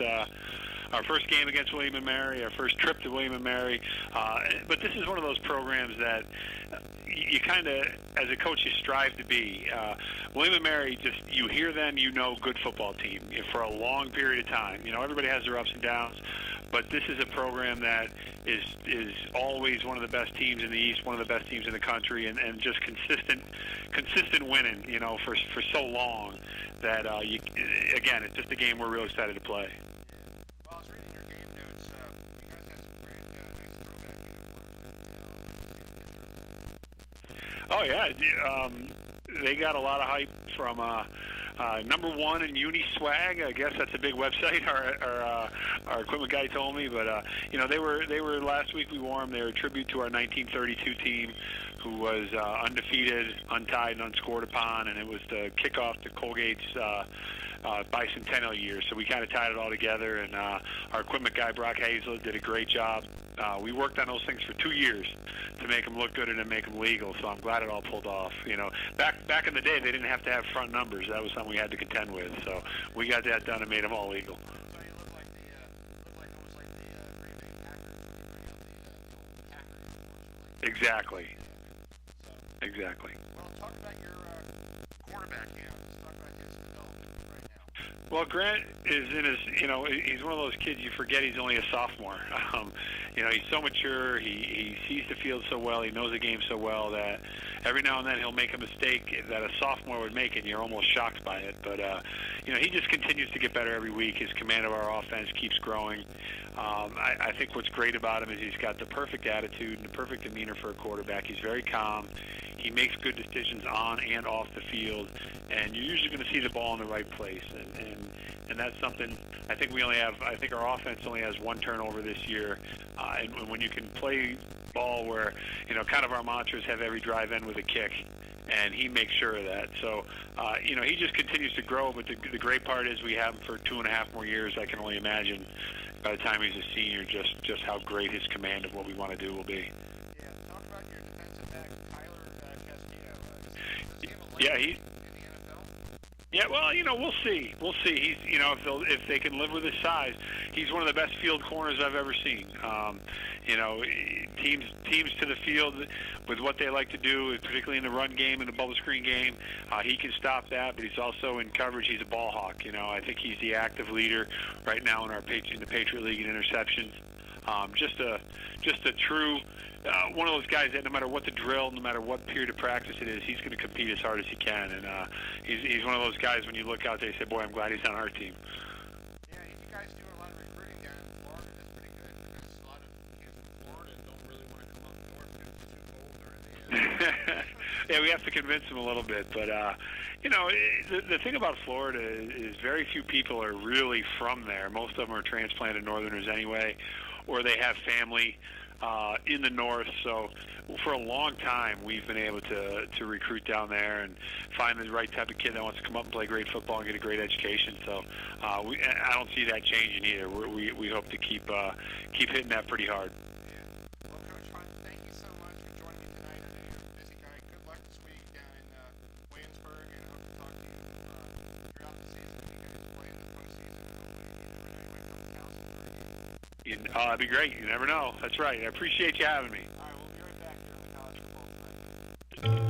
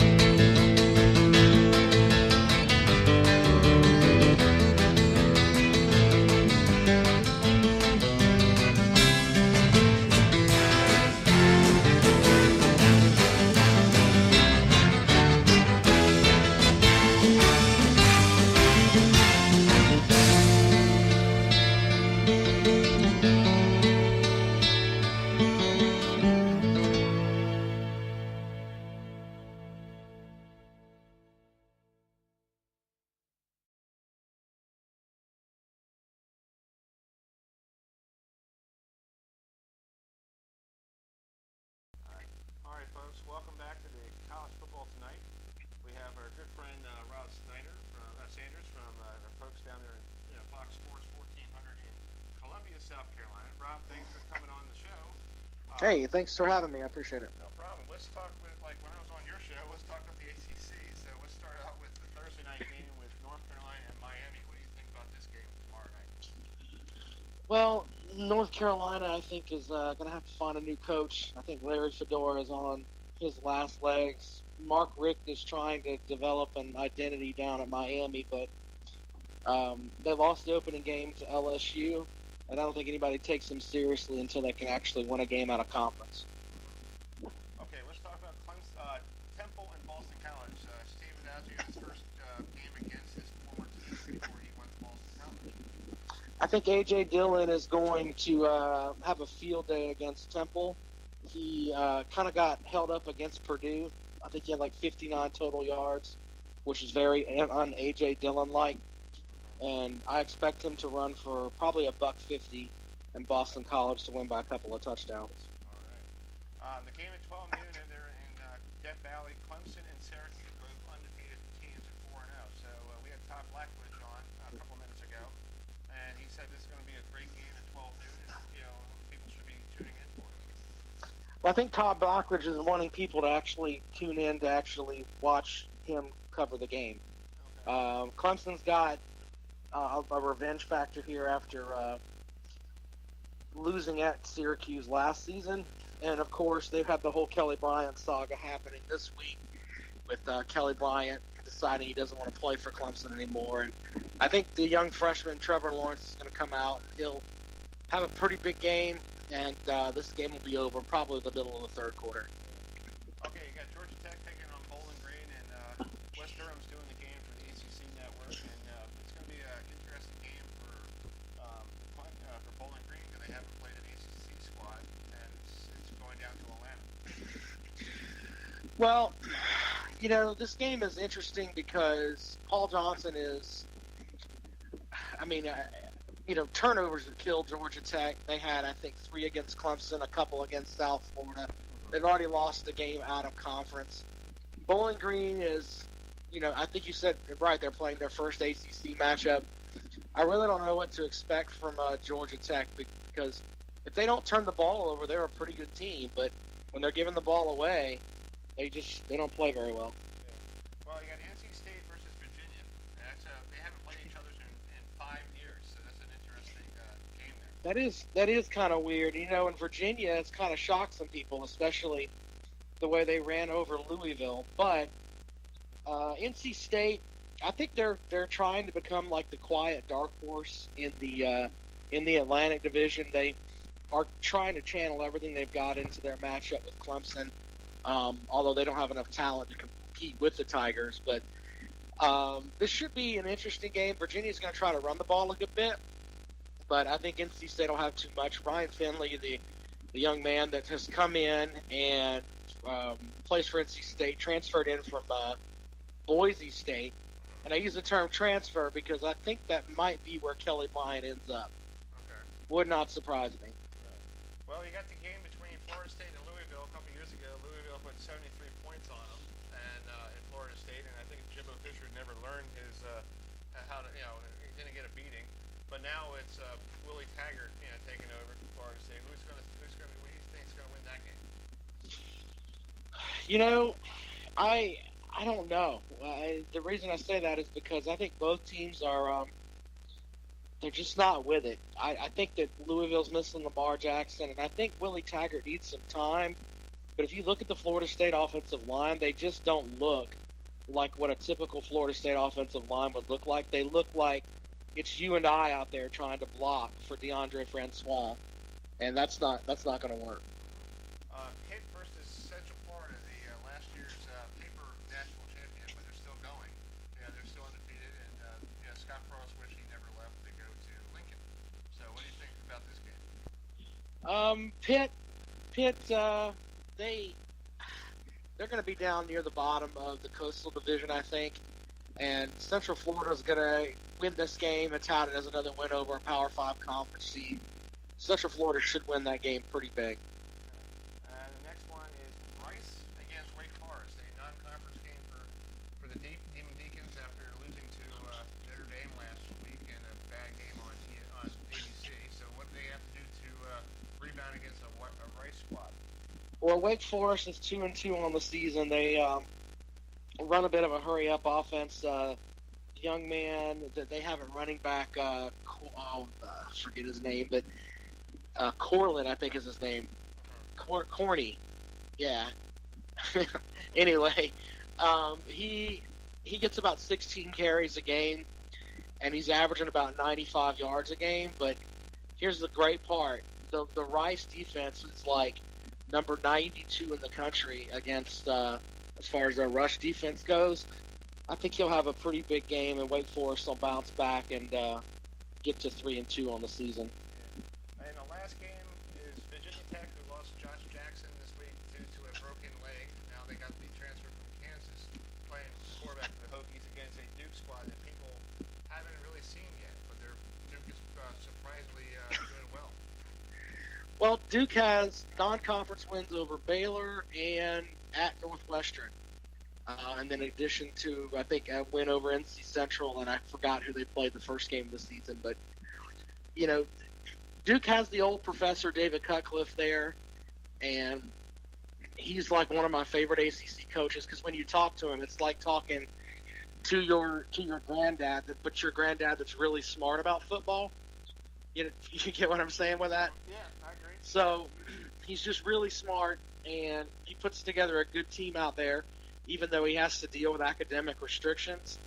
At the start of the season, I thought this was going to be the game that could really help swing the Coastal Division, but I think now with Jackson out, and if you remember, Virginia Tech also suspended or kicked one of their defensive linemen off the team, basically for something that he put out on Twitter that was the coach Fuente said was at the detriment of Virginia Tech.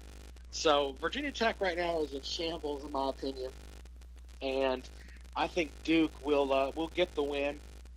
They'll move to 5-0, and their matchup with Miami in a couple of weeks will decide who's going to play in Charlotte for the ACC championship.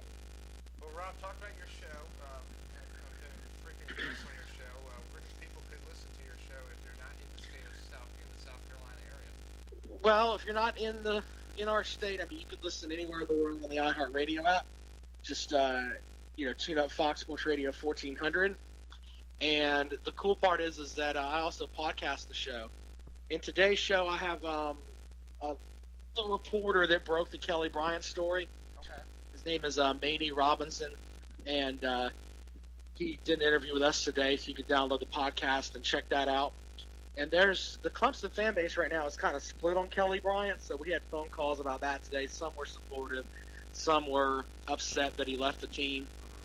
So, as my son's talking to me, but there's, they're kind of split on him there. But you can check that out at FoxSportsRadio1400.com, and of course follow me on Twitter. I'm at Rob Sounds Good.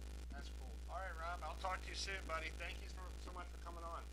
All right, thanks, Chris. I appreciate it. All right, buddy. We'll be right back here on the college.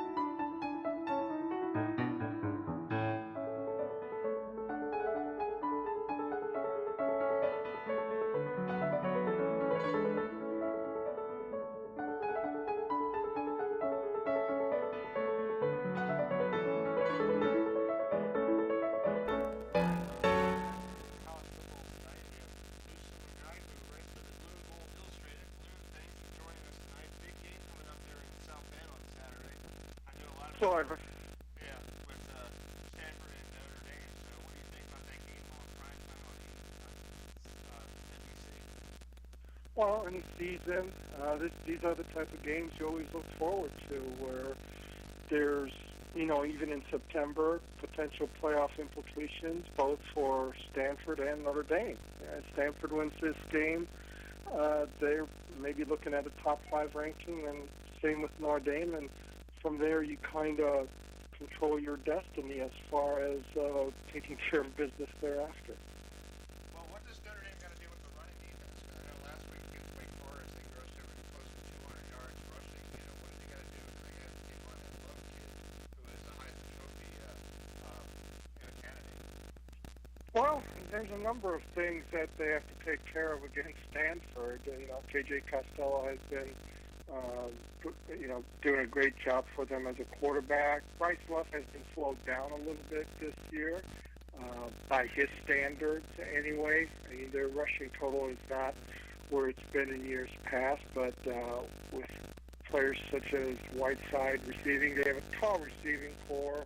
They're really able to do a lot of damage that way, and just the fact that they were able to come back from a 17-point deficit at Oregon last week kind of gives an indication of their ability. Yeah, I turned that game off because I was watching the Oregon game, and I was like, I'm going to go to bed, and I heard, Brian Kelly's teleconference call, they came back and won it. I'm like, wow, I guess I should stop and I should watch that game. That's kind of just the MO of Stanford, is they're never an easy out. They certainly haven't been for Notre Dame over the years. They've won 7 of the last 9 games, including each of the last 3 against the Irish. So, and that's something that I think kind of sticks with them quite a bit, is that they don't want to be the graduating class from Notre Dame to go 0-4 against Stanford. So that's going to be a huge motivation factor as well. Yeah, Brian Kelly is 1-6 against Stanford, so I guess he needs to turn that thing around. Well, he's won 2 games, actually. He won the home game in 2012 and 2014. Okay.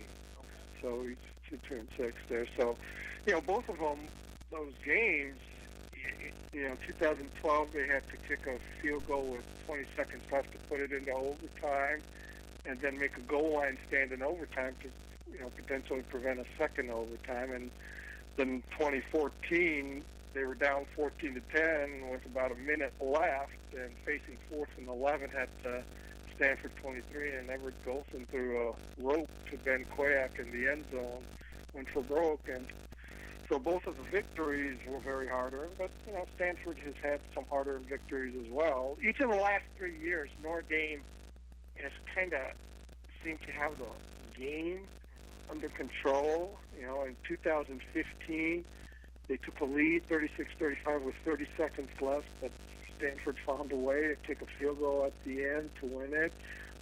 2 years ago, Notre Dame's up 10-0 at halftime and seems to be rolling, and Stanford rallies for a 17-10 victory. And last year, Notre Dame's up going into the fourth quarter, 20-17, and then a bevy of turnovers did them in the loss. So what are your 3 keys for Notre Dame to win and keep it going? Well, I don't know if there's just 3 or if there's 1 or 10 or anything like that. I think with any game, win the turnover battle, because each of the last 2 years, that's what cost Notre Dame greatly against them. I mentioned the 3 straight turnovers last year after taking that 20-17 lead, and then the same thing kind of happened in 2016. Notre Dame's up 10-0 and has the ball to open the second half. They throw pick 6, and now the game dramatically changes off that turnover. And then there's a center snap in the end zone that goes over the head. That's a 2-pointer for Stanford. So, that's the one thing. Able to win the running game is another. I mean, it's usually always the usual things for winning a football game. Right, exactly. Well, Lou, thank you so much, and I hope to hear you on Sunday. I heard you this Sunday, and good question from Brian Kelly. All right. So I hope to hear you again next Sunday. Okay, take care, Chris. All right, we'll be right back here in the college football tonight.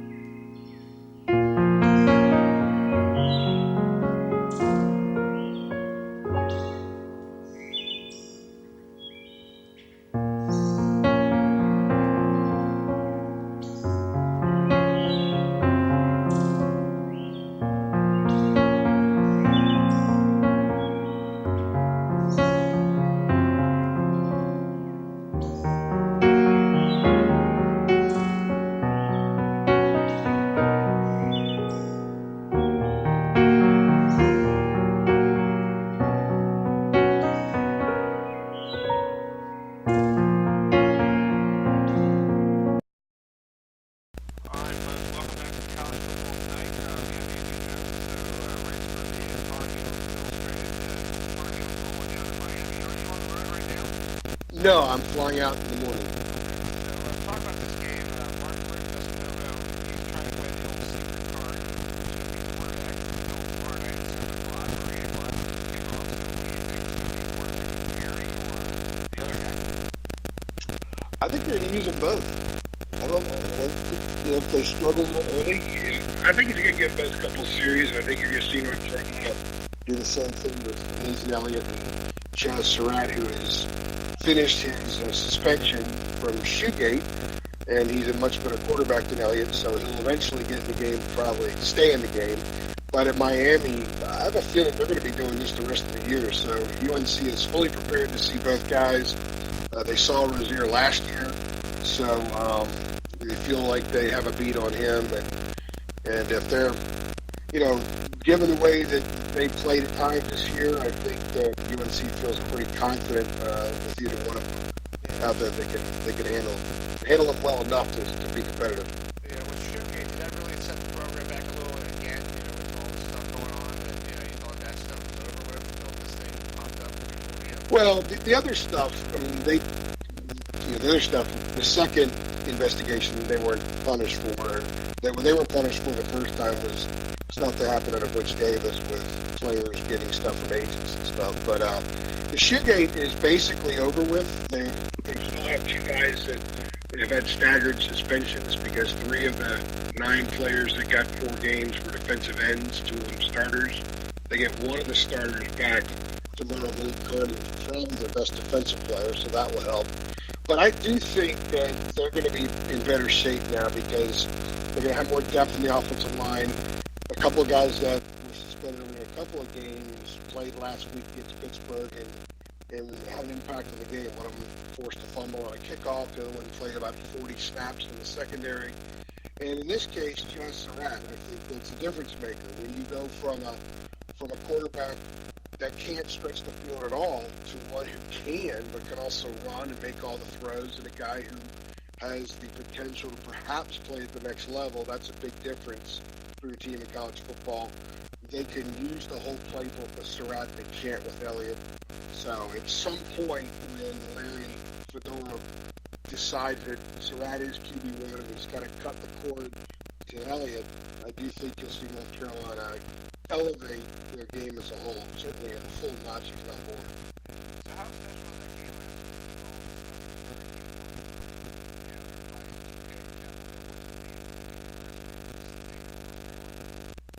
I don't. Not a lot of people showed up, so I don't know. It was really hot, so they had an announced crowd of 44,000, which is pretty bad there. It's the smallest conference game September crowd I can recall there. But some of that you might be able to chalk up to people couldn't make it because a lot of people used to have it staying still. Dealing with this thing, there are rivers that are cresting even now. There are houses that are getting flooded out now. And the rain stopped, 9 days ago. But I think from a football perspective, the Hurricane, they took advantage of it in a positive way in that the players got basically 5 days off. The school closed, the staff told kids just to go home, or there's some of them stayed there. And he gave everybody a chance to sort of clear their minds and hit the reset button because they were in a real bad frame of mind after East Carolina. And they were supposed to turn around and play Central Florida. That probably would have gotten ugly and then maybe snowballed with Pitt this past weekend. But they did hit the reset button. I think it helped them put things in perspective that as awful as the first 2 weeks were, it's just football. There's a lot other worse things going on in the state. People that are dealing with horrible situations with their homes and death and that kind of thing. And I think it kind of loosened the kids, and they played really well. And I think they're carrying that over right now. They have a new lease on life, basically. When you look at how bad the ACC Coastal is, these kids actually think they got a chance to win the division. And given the way the division's played so far, who's to say they can't? Well, one last question. I know you and I talked baseball something that very sorry that you guys lost 112 games. And I was hoping you guys would break you're in Orioles now, I was hoping you guys would break the 62 net record so I don't have to see that anymore. I got to live up to it, but I get to see it for one more year. I was kind of, part of me was hoping for it just so I could say, hey, I remember that season, other than wanting to burn the season to the ground.